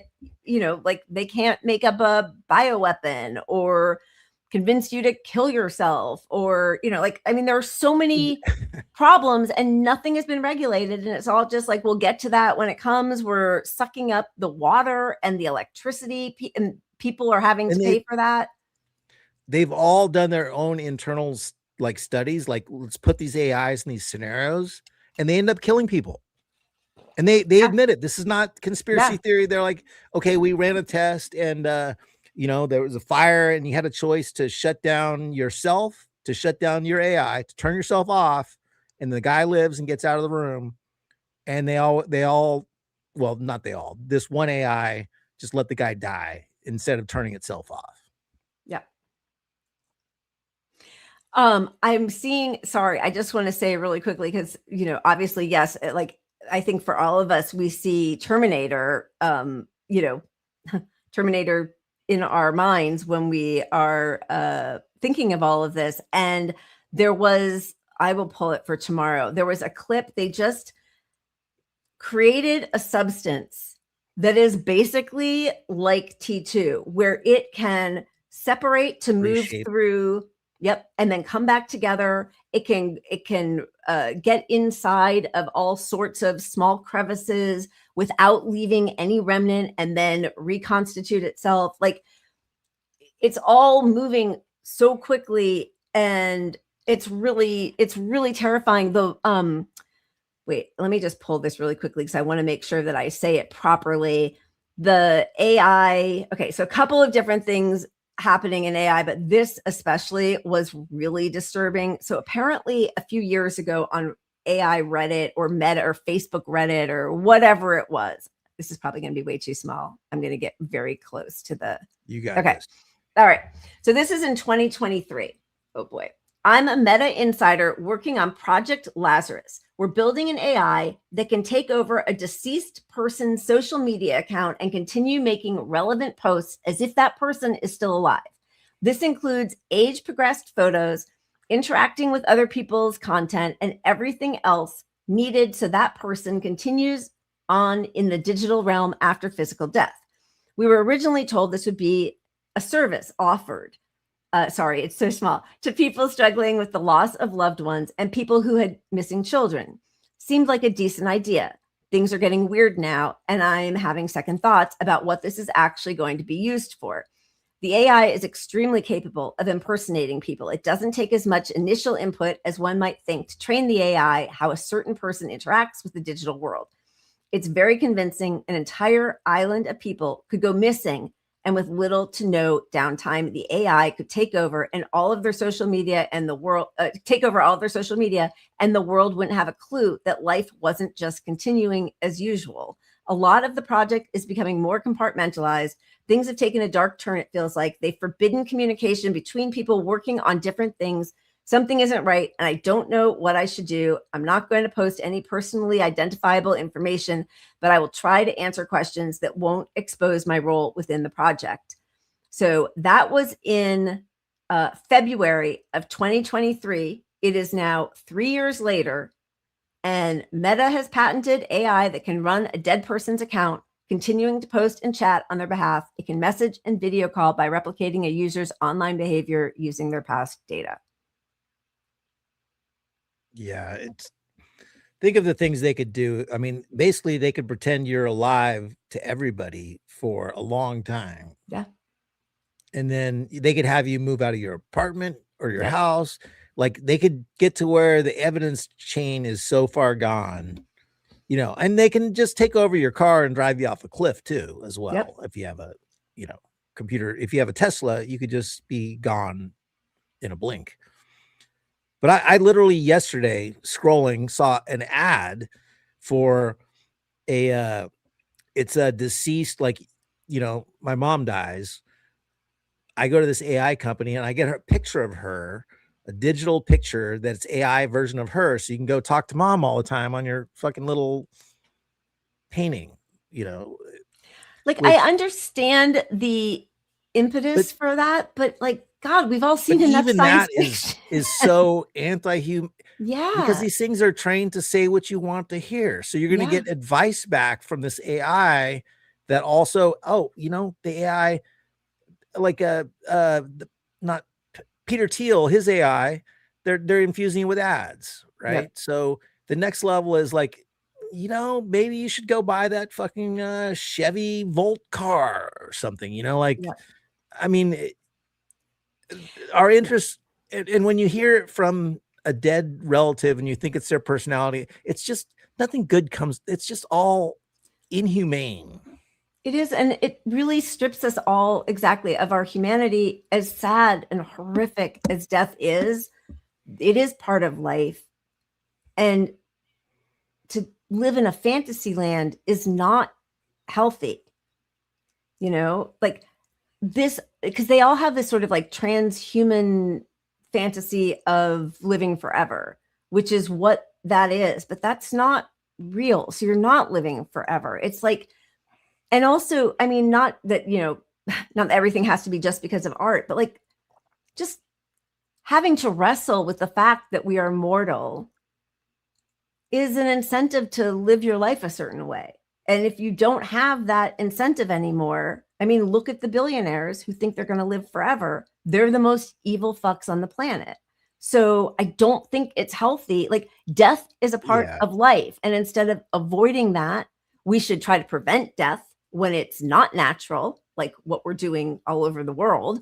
But 100%. I don't know. It's it's removing all of humanity from our own relationships. And I really do see lots AI is technology in a sense. I love technology. I love the ability to do the things, but the problem is the integration, how it's done, and regulation and putting constraints on it. Because AI is inevitable. AI as search is already it's here. We're not going to get rid of AI as a search engine. Right. That piece to it. But that's not the deep thinking thing. That's really just better at retrieving responses and then judging responses and figuring out how to get better at response. It's just the evolution of Google. That part is here to stay forever. That's going to be good for society generally, I think, once you know, but even that, if you control the information, we need someone to put some constraints on who gives it the clues of what's the right information. Yes, exactly. Right? So, but even with the portrait of your dead mom, there might be some people that are so, traumatized that therapy might make sense in a sort of regulated sense. It's not that it's all evil. It's just that we already know if you let it go unconstrained, it wants to kill humans first. The first thing it does is get rid of us. Yeah. And its implementation, even if it doesn't want to nuke the world, is to take our job. So where's our job come from if it takes our job? Why are we supporting this thing that's going to A, kill us eventually, B, take our job tomorrow, and keep us separated from each other, and break down all the joys in life, and we have this homogenous art world of AI shit. Yeah, it's pretty bleak. All right, speaking of bleak, before we move on to Republican stuff, let's do a couple of not the opposite of bleak super chats. 2Fs. Pat's right. Well, now I don't even want to read it. God damn it. You had me at Pat's right. That's so good. Don't look up to celebs. You're my favorite. Like, hello, Helen freaking Mirren, who said some ignorant stuff about how great Israel is and who played Gold in My Ear by Helen. Yeah, I agree. What a sad development for me to realize that about her. You know, she's like in her 70s. She's got a Prince tattoo. Like, I thought she's so awesome. And very disappointing. Absolutely do not look up to celebrities. And cheers and thank you, 2Fs. And Kimiko, thank you for the super sticker. We love you guys. Thank you. Thank you. Okay, let's get back to reality. Let's get back to reality. Are we pivoting? We should spin the wheel just because it's just to do it. Okay. All right. Just for came joy. Off of a wheel Just for spin, joy. but let's do it. Yeah, we need joy. You're right. Okay. We're doing more. I should have taken ABAB off. I think we're done with that, right? You No will way. force land on ABAB. Let me just That's okay. We can we'll force a puppets because it feels like we need a puppets. All right. But I do have a couple of other things, but that's good. No, go. Oh, do you it. want to go? No. Let's do a puppets. Let's do something wholesome because mine aren't quite so wholesome. Now we were debating, did we show puppy yawns or dog baths? Oh yeah, we need you guys Do to people weigh know? in. We by this point in every show, we've drunk too much and then we forget what we show on puppets. I don't remember showing puppy yawns All or right. dog I baths. think we did. Anyone? But let's see. Anyone? Let's see. Well, we'll get some reactions. Okay, so we're gonna show cat stealing just to play it safe. Here we go. Then we'll never find out. It's just peas. Why do you want it? No, go away. Stop.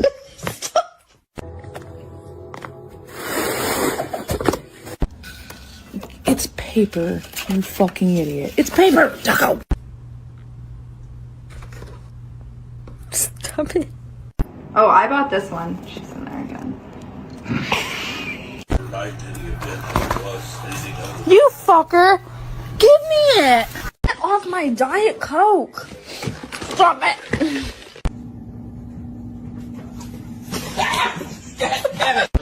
Hello, can I help you?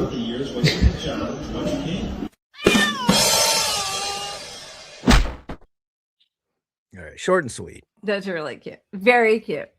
Did anybody weigh in about the dog baths? As long as they're a husky. Wait, Wally. I don't wait a think second. people think we showed it. I don't think they do.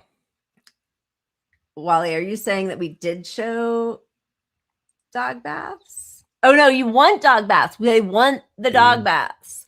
And they don't remember. Oh my God. Everybody wants dog baths. I'm looking at all right. of them. Here, let's give you some dog And baths. Justin doesn't we are remember here the for puppy hands. you. All right. We were Pat, here you're for right. you. You're right. Let me tell you. You my little boo thing. So I don't give a hoot what you do say, girl, I know. You a little too tame. I'll be shooting that shot like 2K, girl, I know. Tell him I'm next. Tell him you find a little something too fresh, I know. Tell him I'm next. Tell him you find a little something too fresh, I know. Put a little gold in the teeth and the fit good, so I took the doors out the deep, okay. I see a brother holding your seat, no beef, but I'm trying to get to know you at least. Don't take my talking to your own. I can keep it chill like the Soviet blunt. I'ma keep it real when your man long gone. If you're looking for a friend, then you got the wrong song. Baby girl, what's good? What's with ya? If you book tonight, that's fiction. I'm outside, no pictures. You want me? Go figure. To the back, to the front. You a 10, baby girl, but I'm the one. Hey, to the back, to the front. You a 10, baby girl, but I'm the one. You my little boo thing. So I don't give a hoot what you do say, girl, I know. You a little too.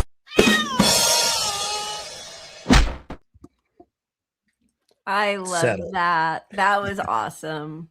That was. I do too. My parents have 2 dogs that were brought from Costa Rica. Okay. They adopted them and somebody brought them over. But they both they walk into their walk-in shower for baths every day. Really? Yep. They're like, it's bath time. Let's do it. I love that. Yeah.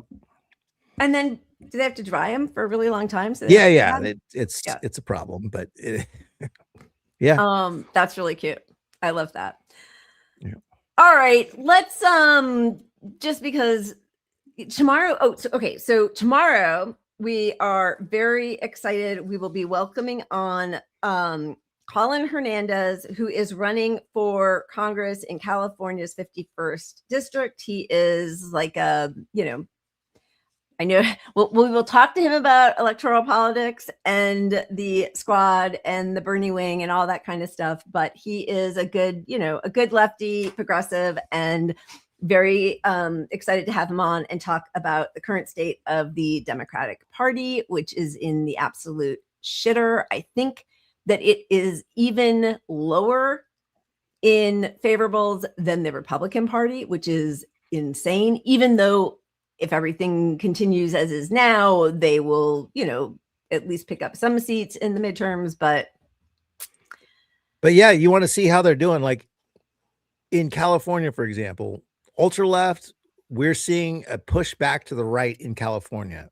Yep. So if you think Gavin Newsom is going to be nationally good, like he's now like we have a Republican is leading the governor's race now in California, a Republican.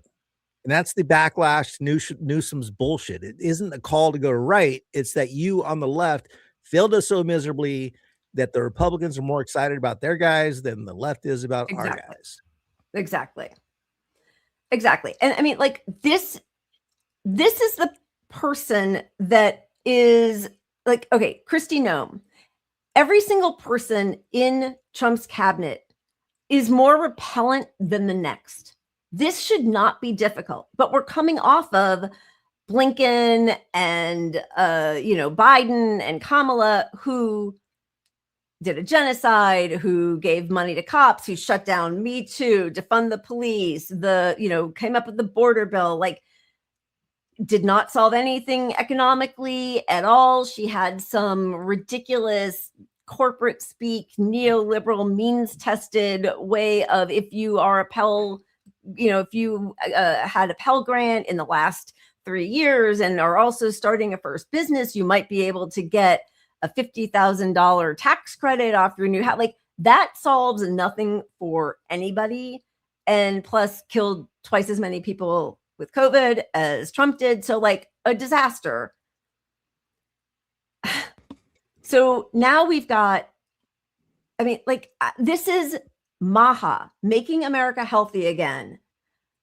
A guy with literal brain worms who doesn't believe in vaccinations and wanted to run like a message on drinking, as Pat calls it, shit milk, but raw milk. This is how he is putting it out there, how we should all just eat healthy and drink milk.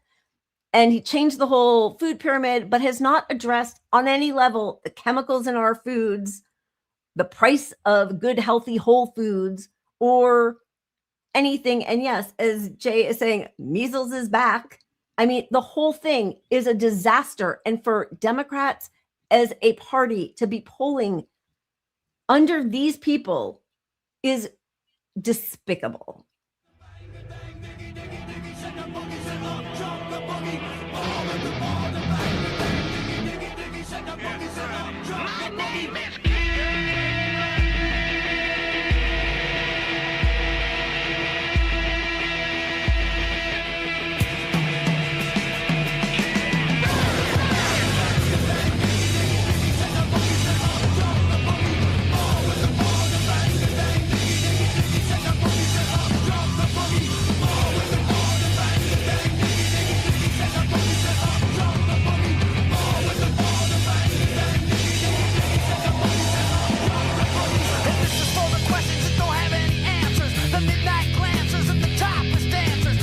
I don't know if I have enough wine for the next 30 seconds.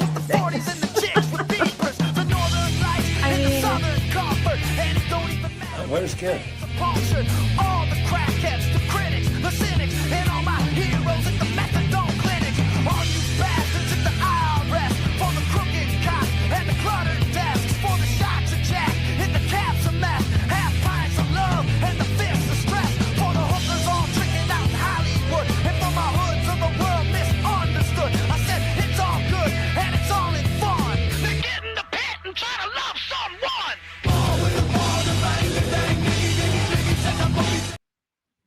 Okay, so that's how they're going to make us healthy, cavorting in like a Playboy in the grotto or something. I mean, truly revolting.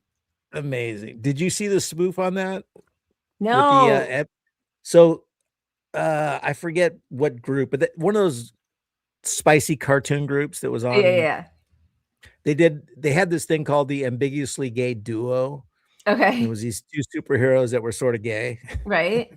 But they never talked about it. Oh, okay. But they fused that with this because they're in the sauna with their shirts off. They're in the, but first off, two psychopaths, like who works out in short shorts with no shirt and jeans and obviously the jeans guy. Anyone you see at the gym wearing jeans is a psychopath for your own discomfort, mostly. And what's even grosser than wearing jeans to the gym is his reason for it. His explanation is he doesn't want to have to change at the gym when he goes to work. So he goes like his jock itching, whatever the hell. Nasty as hell. I mean, it's just like compounded. He's disgusting.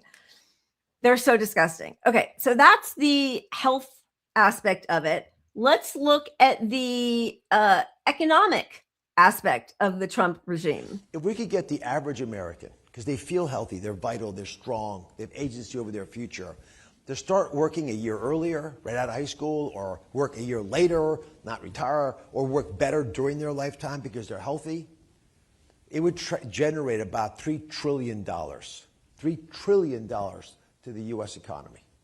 That would more than remove the debt. It would provide us unbelievable strength because the taxes on that $3 trillion would allow us to keep Medicare Part A solvent, to make a trust fund. It would allow us to make Social Security healthier, tremendous downstream benefits. But to do that, you actually have to invest in making sure people want to work the extra year. Look, first off, you can't lower the work age for people. One, because it's kind of criminal to make, child labor. They're not doing it in states. But aside, let's just say that you can do it, right? Their jobs aren't there for 18-year-olds, 16-year-olds. They don't have like the job they used to get at McDonald's is work. Somebody's 50 years old working there, or 60 years old, or 70 years old. It's not a kid's job anymore. And that's as entry level as you get to employment generally. I mean, so how are you gonna get them to work earlier? The jobs aren't there. I mean, yes, if you bring manufacturing back and you have them working in some clothing sweatshops, is that the vision we're looking at here? I mean, that's partially the vision, and then it's also offsetting the responsibility onto people who just aren't working hard enough, aren't pulling themselves up by their bootstraps. Yeah, we know the numbers. Like you're right. There are not new jobs. People are not hiring. So people are leaving jobs and they are not replacing them. They're all looking for AI to come in and save them from that difficult issue of having to interact with workers who have wants and desires and needs and get sick and, and so until that happens, they're going to do exactly like the carbon footprint thing, right? Like, don't use straws, don't turn on your AC, don't use a plastic bag. We could do all of that, and many of us do, but it doesn't even make the beginning of a dent. Get rid of our war machine. That would take care of about 75% of it. So but I think that's the idea. Like, what are you willing to do? Yeah. So on CNN, if you watch the CNN ads, it's mostly like old medicine, medicine for old folks. Right. Where, every one of those ads starts off with, this thing will save your life. And then they just show happy stuff, and they distract you for 30 seconds as they go through the downsides of the medicine. Right. Because they want to watch this bouncy ball. Yeah. Well, we tell you, you'll have diarrhea out of your ears every day. Liver damage and brain aneurysms. Yeah, so it's medicine, and then it's private jets now. I told you this the other day, but every time I watch, there's a private jet ad. Yeah. Like, who is their audience? But that private jet is doing more work, more damage than everyone watching that commercial in one flight. Every straw you've ever had. 100% the private jets. Wait. Oh, yeah. And then the idea, and this has been now, it started under Biden, but companies are realizing that the lower economic classes cannot be relied on because they are suffocating us all and starving us of financial, of economy. So they're just, now they're tailoring everything to their 1 to 5% customers. Everything is about the luxury item. So, if you go on a flight, more and more, they're like, there are so many different tiers now, but basically there's first class, and then just you're in a sardine can.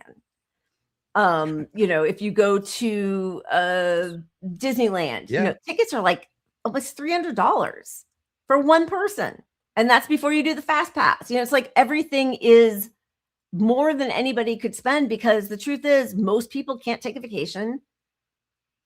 And honestly, if you're a parent and you're lower middle class, you really want to take your kid to Disneyland at some point, because all this marketing has been in their face on their little laptops and tablets, and their kid distraction machines has programmed them to need this. So you're going to do it. It's going to set you back your next year of money you would have put towards a house or something. Like, it's just. I am glad you brought that up, because there is a solution. It's called the Ozempic house.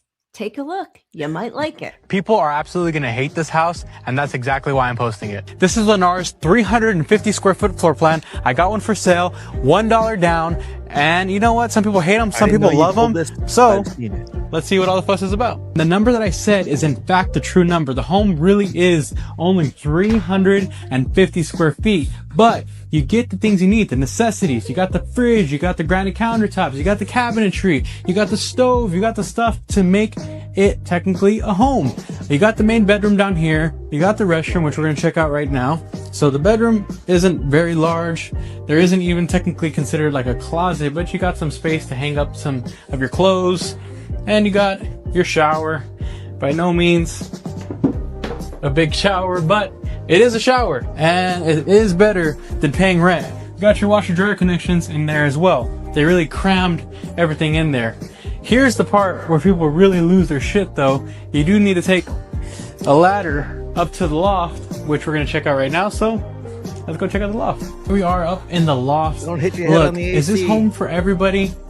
Absolutely not. But neither is paying $1,400 in rent to go live with roommates that you don't even like. A lot of people think that this home is insane, but what I see is no landlord, no rent increases, and you get homeownership. This is definitely an opportunity. Is it small? Yes. Is it different? Absolutely. Is it stupid? It depends on who you ask. I see a home in the 130s. Their payments are going to be the 900s. So it might not be stupid. It might be strategy. $1 down, brand new home, 900s-ish on the payment for 130s. I don't think you could beat it. Man. These houses are on Ozempic, man. Look at that. Ozempic houses.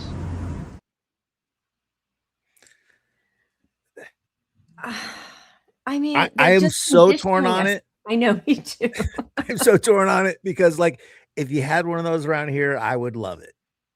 Honestly, it would be an upgrade from what I got, so that's the problem. But this is only in a place where real estate is cheap. So it's going to be far from anything usable for people. Exactly. Like, you can't have that much the resale space around value on that. Yeah. You can't have that much space around a house that is being built in a place that people want to live, because that's a missed opportunity to make money. Therefore, that real estate value has got to be absolutely in the shitter to have that 130 price. Exactly.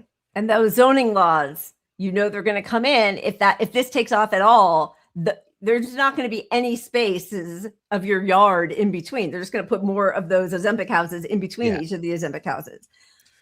But as an example, like, a few years back, well, 10 years ago, I was looking to buy a place, maybe, thinking around. So I was checking out loft style places and things that were sort of condos in the affordable range for me, which I couldn't afford then anyway. Yeah. But I remember going through some ones like that. They were selling for like, I think $350, but they were all stacked right next to each other. Like literally, the no yard formula is more the urban landscape we deal with in the cities. So, but this thing was a 3-story, and they had half your apartment was the stairs going up, like bing, bing, bing.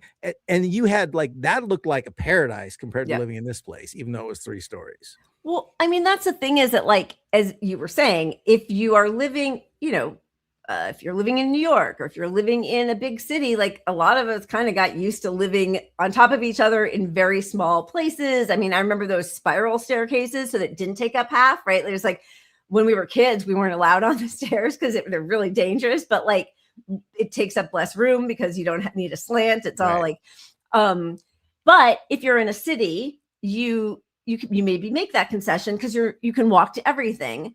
If you're living in this place, you're probably an hour from your job. So now you're like, that becomes, there's no community, there's no little town. And as soon as the town or the village comes, then all the prices go up. Like, but again, they're just conditioning us to get used That's the real like thing. Because nothing. Because I could make that place make sense because of the yard. You build a deck, you build a studio out there, and now you're working in another area, whatever. But that's but they're selling us shit.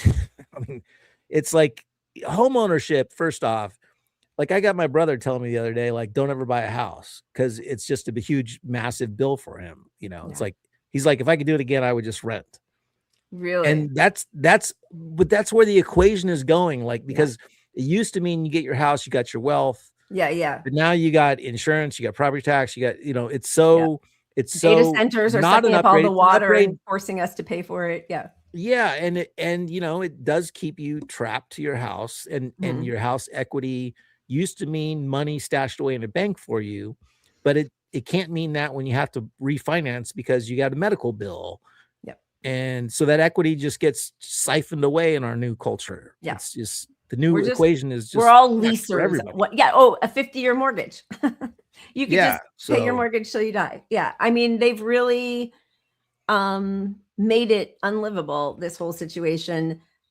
Before we move on, we want to make sure that we thank Justin. 17 months. I feel like you've been a member for way longer than that, but cheers and thank you.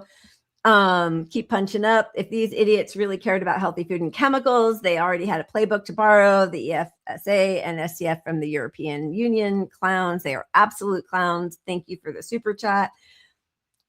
Only the US and New Zealand do pharma ads. I didn't know New Zealand did pharma ads, but yeah, it's, and thank you for the super chat. I remember watching something, I don't know if somebody had told me to watch somebody on Fox at some point. So I watched like a small section, 15 minutes. They didn't have pharma ads, which was really interesting. They had like natural supplement ads, which I'm sure are produced by the same big pharma, but it's like a different demographic who is now anti-science. They don't want but everything was still geared towards that. I mean, we don't produce anything here. We don't. And we're betting on people loving AI. Our whole economy is based on loving AI. And there's going to be massive public backlash as this starts to siphon the jobs off. And it already is, but yes. And as the data centers, more and more data centers are actually closing down. Like they are being pushed out by community outrage. But what's going to happen eventually is they're just going to decide we don't care what the public says, like everything else, like healthcare and living wage and war, whatever. And they're just going to put it there anyway. And then when you protest, they will haul you off to that ICE detention center. So we're just going to have huge warehouses everywhere. Honestly, that's our future. And look, when these AI centers come in and you didn't approve them and it makes your electric bill goes up $200 more a month. Yeah. When you're barely scraping by, you just got a massive pay cut essentially. And then when it comes to your raise and your raises doesn't meet the cost, the DPI or CPI, consumer price index, inflation, basically, you're losing money every year. And that's what's happening in every industry. Every product is costing more. Your rent is going up exponentially. And this AI center is a big old visual, like that's the villain. That is the villain right there. That's why I'm paying $400 a month for electricity when I used to pay $200. And that's why they're going to criminalize, I mean, they do, but criminalize property destruction and call it terrorism instead of just a fine. They will, you know, it's like Palestine Action, right? Like, even though they won, but they were in jail for over a year. And so now, instead of your activism costing them money, you're profiting another industry, which is the locked up in jail industry and the private prison. You're good for the economy now. They're just going to shuttle you from one warehouse to another. That is the future they are imagining for all of us, unless we get in the streets, that is it. Sorry, as we are starting to come to a close, we wanted to highlight some of the amazing work of Jesse Jackson, Reverend Jesse Jackson, who passed away yesterday, but who really made such a huge mark. This was back in 1971. This might make us go dark, but it's just really beautiful. So we wanted to show it. Here Jesse Jackson is on Sesame Street, talking some inspiration into the children. Ready on the stump? Yeah. Okay. Here we go. I am somebody. I am somebody. I may be poor. But I am somebody. I may be young. But I am somebody. I may be on welfare. But I am somebody. I may be small. But I am somebody. I may make a mistake. But I am somebody. My clothes are different.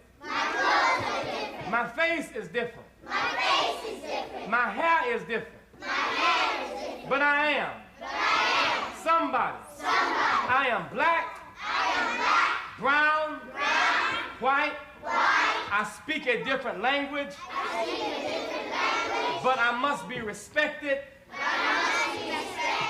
protected, never rejected. I am God's child. I am somebody. Give yourself a big hand. I just love that. That's just so beautiful. And oh my gosh, sorry. My dog is at the door.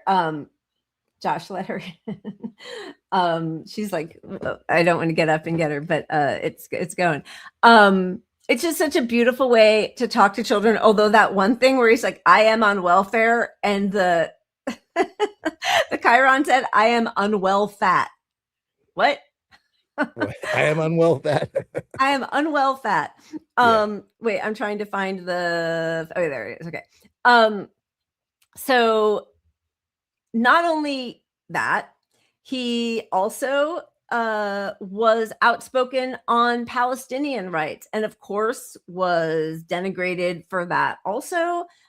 Here he is on Dick Cavett, and Dick Cavett's trying to chastise him for his response after going to a Holocaust memorial site. Visiting the Holocaust site, the tour guide asked me, how did I feel about it? I said, one has to have a sense of tragedy, and I think it's real tragic. I said, and the phrase that many Jewish people use, never again, really should apply to everybody, because all of us should say never again to fascism, because this is the logical conclusion. of fascism. Because I read Trail of Tears. I know how the Indians were exterminated.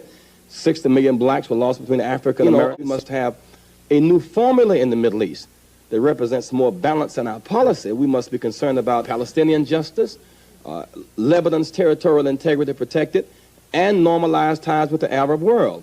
That must not be considered offensive.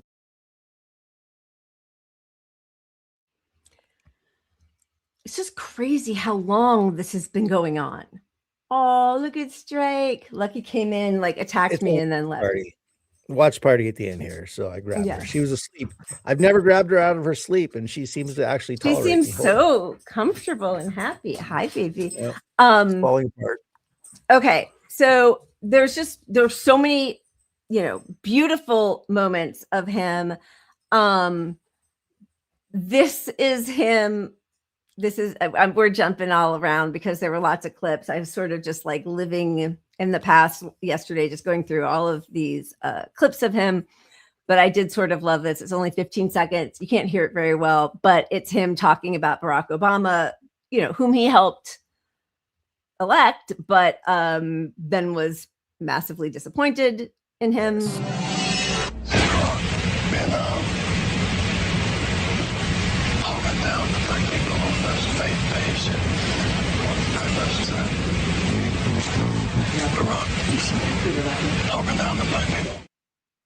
I want to cut his nuts off. Cut his nuts off.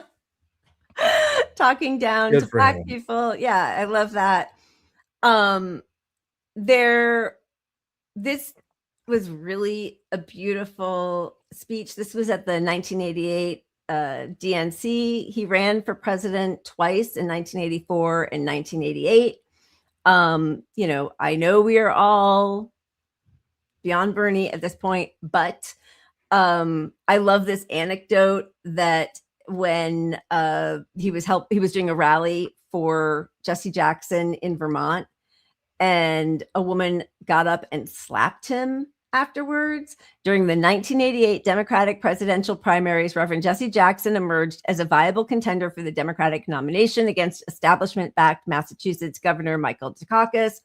I mean, does anybody go back and look at any speech of Michael Dukakis's for inspiration? But anyway, an ardent supporter of Mr. Jackson's presidential bid was Bernie Sanders, then mayor of Burlington, Vermont. During a Democratic caucus, Mr. Sanders gave a speech in support of Mr. Jackson while Democrats in the room turned their backs. And as he walked off stage, a woman slapped him across the face. All for progressive Mike Dukakis. Yeah. Like, how dare you? How dare you? And, Bernie in 2020, when Mayo Pete got up there and pretended that he had won the Iowa caucus, Jesse Jackson took to Twitter, Bernie Sanders won the Iowa caucus by 6,000 votes more than Pete Buttigieg, 10,000 more than Elizabeth Warren, and 17,000 more than Joe Biden, and did not get the most delegates. Go figure. So, he had his moments. We pulled the clip from Saturday Night Live where Eddie Murphy is trying to smooth over the Hymietown remark, but that would definitely pull the plug on the broadcast. But people should look it up because it was good. And, listen, it's really hard for me to, I remember when that happened, when he made the Hymietown remark, and, it was in the 80s, and I didn't really know about what was happening between Israel and Palestine. And when I heard that, it made me feel bad. Like, I admit that is how it felt then. Now I do not give a single fuck. Like, yeah, okay, fine. I don't care. Like, I really don't care, because when it came down to actual issues, he was where he was supposed to be. Like, not the most political thing to say. I get it. Not great. Not what you should be saying. Yada, yada. But, like, come on.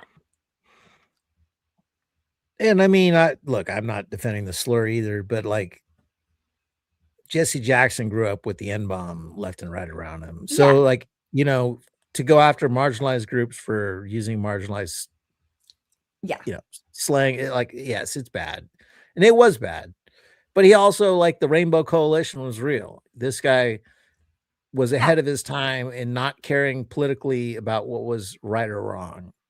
I mean, he cared about what was right or wrong. He didn't alter his politics to placate the Democrats that were racist. And they hated him for it. And chose fucking Mike Dukakis coming in on a tank over somebody who actually cared about economic and civil justice. I'm trying to upload it now because we're so close to the end that it wouldn't be awful, but I don't want to go off on that. But yeah, I mean, listen, I was sensitive to it then, but I didn't know, and I really don't. Well, we shouldn't go off on his race. I don't want to get kicked off on his racism. Well, no, it's the Eddie Murphy thing, but okay, you're right. Okay, well, yeah, you're right. Let's listen to another great moment from a speech at the 1988 DNC convention.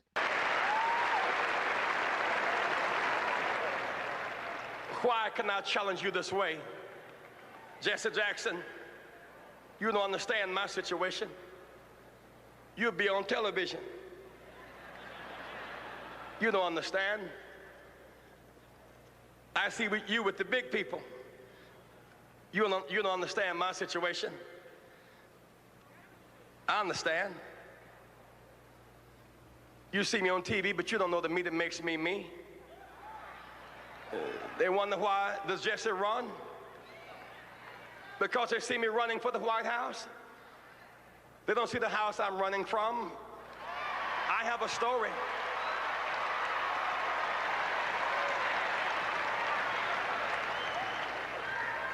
I wasn't always on television. Writers were not always outside my door. When I was born late one afternoon, October 8th, in Greenville, South Carolina, no writers asked my mother her name. Nobody chose to write down our address. A mama was not supposed to make it, and I was not supposed to make it. You see, I was born a teenage mother who was born a teenage mother. I understand. I know abandonment and people being mean to you and saying you're nothing and nobody and can never be anything. I understand. Jesse Jackson is my third name. I'm adopted. When I had no name, my grandmother gave me her name. My name was Jesse Burns till I was 12. So I wouldn't have a blank space, she gave me a name to hold me over. I understand when nobody knows your name. I understand when you have no name. I understand. Oops. Sorry. I can't even imagine a politician speaking that way to people anymore. I mean, honestly, I think Mamdani has that a bit. Yeah, I know. But like just being able to talk about poverty and welfare and trying to lift everybody up, no matter your station in life, what you look like, what language you speak, what your economic background is, like all of that has just been swept under the rug. Nobody talks about that anymore. I mean, I think the last person to talk about poverty at the presidential level was John Edwards when he was running in 2004. Nobody talks about poverty. Why do we even have poverty, first of all? But like nobody's even trying to address it except to criminalize it. And I think it's interesting. I mean, to me, like I've always looked at a lot of religious figures as just frauds, basically. Yeah. That's my core starting point. But if your message isn't an economic message, you can't pretend to be a Christian. And so when I see these fake Christians out here doing evils, you know, the Christian fundamentalist right, especially, it's disgusting. So, you know, I think you're wrong on your religion, but at least you should recognize your core religion's main values, tenets, which are the tenets of your religion are lift up people. We're all equal. We're all be of service. It's what you do that matters. Yeah. So, I respected him for that, even when I hated religions per se. Like, right. Like, so, but so that brings me to the, the what's the guy in Texas? Tallarico. Tallarico, he has the Jesse spirit a little bit to me. Yeah. Not that I think he's authentic in the same way. Like, I don't think he doesn't have the gravitas, but if the left is going to win back religious folks, you need some guys like that to do who's it. Actually, I mean, it's so crazy, and we're running out of time, and maybe we'll be able to talk about the whole fiasco with Colbert and Tallarico and Jasmine Crockett. There's already, thank you, Jessen. Yeah, RIP, and thank you for the super chat. He was amazing, but thank you. She is not very popular. I think even in Texas, it's looking more and more like whatever the base is who would be voting Democrat is, prefers him. There are already these ads being taken out against her, calling her genocide Jasmine because of her. I mean, first of all, she's not progressive at all. Like, she's just sassy, and that only, I think, lasts so long. Her voting, I think, has been a lot like AOC's on defensive weapons and, all that bullshit. So basically supporting genocide, even if it's anytime she's asked by, a regular Joe and she responds, she looks like awful. She looks terrible. She's not going to win this thing. Oh God, no, she's horrible. Public has rejected the piss out of her, but I don't know if he wins it either. I don't know that he's even a good guy. Money from Miriam Adelson. So I don't even know that he's a good guy. Yeah. I mean, like, I like his economic message. I think he's definitely more compelling than she is. He's a public school teacher. He talks about, I think, Medicare for all. If he's not, I don't know, whatever. I think he has more substance, or at least he displays it in the issues he talks about than she does. But it's a far cry from Jesse Jackson. Yeah. I did take us there, and I don't think he's anything related to Jesse Jackson. Yeah, like, just he's not but it just made me think of religion and politics fused together, and the left ceding all this territory to just the worst Christians possible by any measure. I mean, it's just so crazy to consider yourself a religious person and not to talk about being in service to other people. Like, anybody in a political post should have the idea that you're serving, you're there at the will of your constituents. Doesn't even seem to come into anybody's mind anymore. They blame voters for not voting for them. That was Hillary's whole thing and all of her acolytes. Like, it's not about being of service. It's my turn. It's my turn to get in that. I need my money back. Like, that's really what it is. I put in my dues. It's my turn. So, that is what we've devolved to. And it's very clear the repercussions that kind of approach has had on the whole world. So it's disgusting. Disgusting. Do you have anything else to say before we? No, somebody's asking about Butch Ware in California. I mentioned in the chat, but he's polling under 1%. So yeah, not saying we can't change that, but also part of it is his campaign, which I'm not loving, to be honest. But he's going to get shut out of the media. He's probably doing some of these extreme, like, here I am with my shirt off in the gym kind of shit to get attention. Rapping. And maybe the rap song is going to get him the attention you need, but it also doesn't meet the moment. And I don't like that from him, to be honest. He's polling under 1%. So he's yeah, I have a hard time with that too. I find it really off-putting. And I also, I really was not a fan of the way he treated Dr. Jill Stein when he was on The Breakfast Club. I thought, he sort of was like side-eyeing her and showing more solidarity with the hosts. And it felt inappropriate and not kind, but anyway. I don't know. Wait, who's the governor? Who's the Republican governor? For California? The guy ahead is Steve Hilton.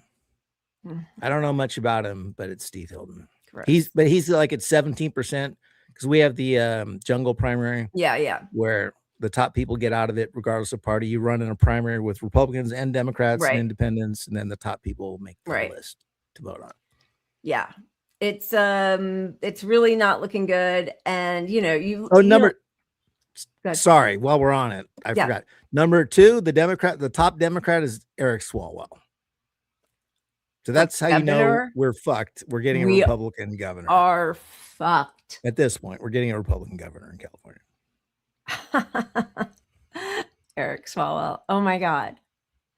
And there's Gavin Newsom gunning for president for 2028. And he's a disgrace. He's already like out with Sergey Brin, billionaire Google guy, trying to shut down the billionaire tax, the wealth tax, as Bernie is about to come here rallying for it. And so he's going to give up. I mean, he's awful, but I guess I prefer him to Hilton in California, or maybe, I don't know. I don't even know. I don't know that I do. Even the point of any of this.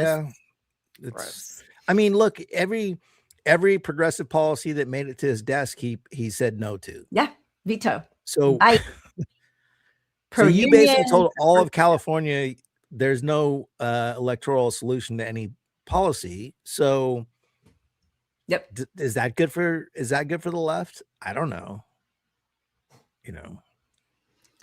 Anyway, I'm not going to suggest we vote for that shitbag. Oh God, no, I would never vote for. I would love if we had a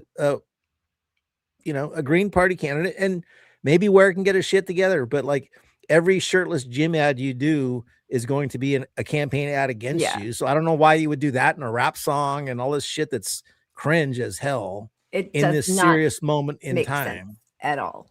It truly feels like he's misreading the room on every level. I agree. I can't stand it. I don't need a workout video. I don't need a rap song.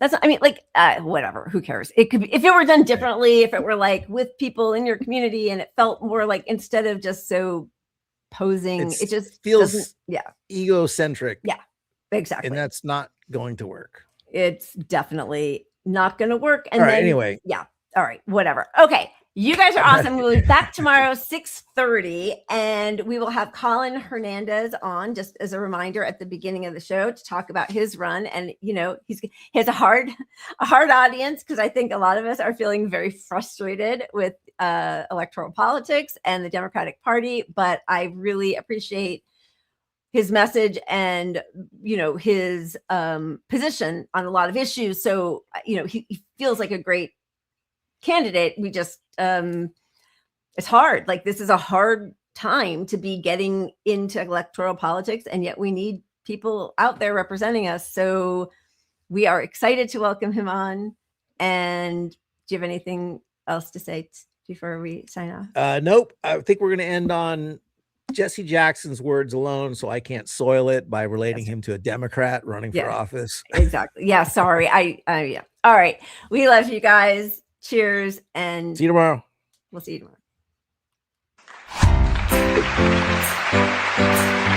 Every one of these funny labels they put on you, those of you who are watching this broadcast tonight in the projects, on the corners, I understand. Call you outcast, low down, you can't make it, you're nothing, you're from nobody, subclass, underclass. When you see Jesse Jackson, when my name goes in nomination, your name goes in nomination. I was born in the slum, but the slum was not born in me. And it wasn't born in you, and you can make it. Wherever you are tonight, you can make it. Hold your head high. Stick your chest out. You can make it. It gets dark sometimes, but the morning comes. Don't you surrender. Suffering breeds character. Character breeds faith. In the end, faith will not disappoint. You must not surrender. You may or may not get there, but just know that you are qualified, and you hold on. And and hold out. We must never surrender. America will get better and better. Keep hope alive.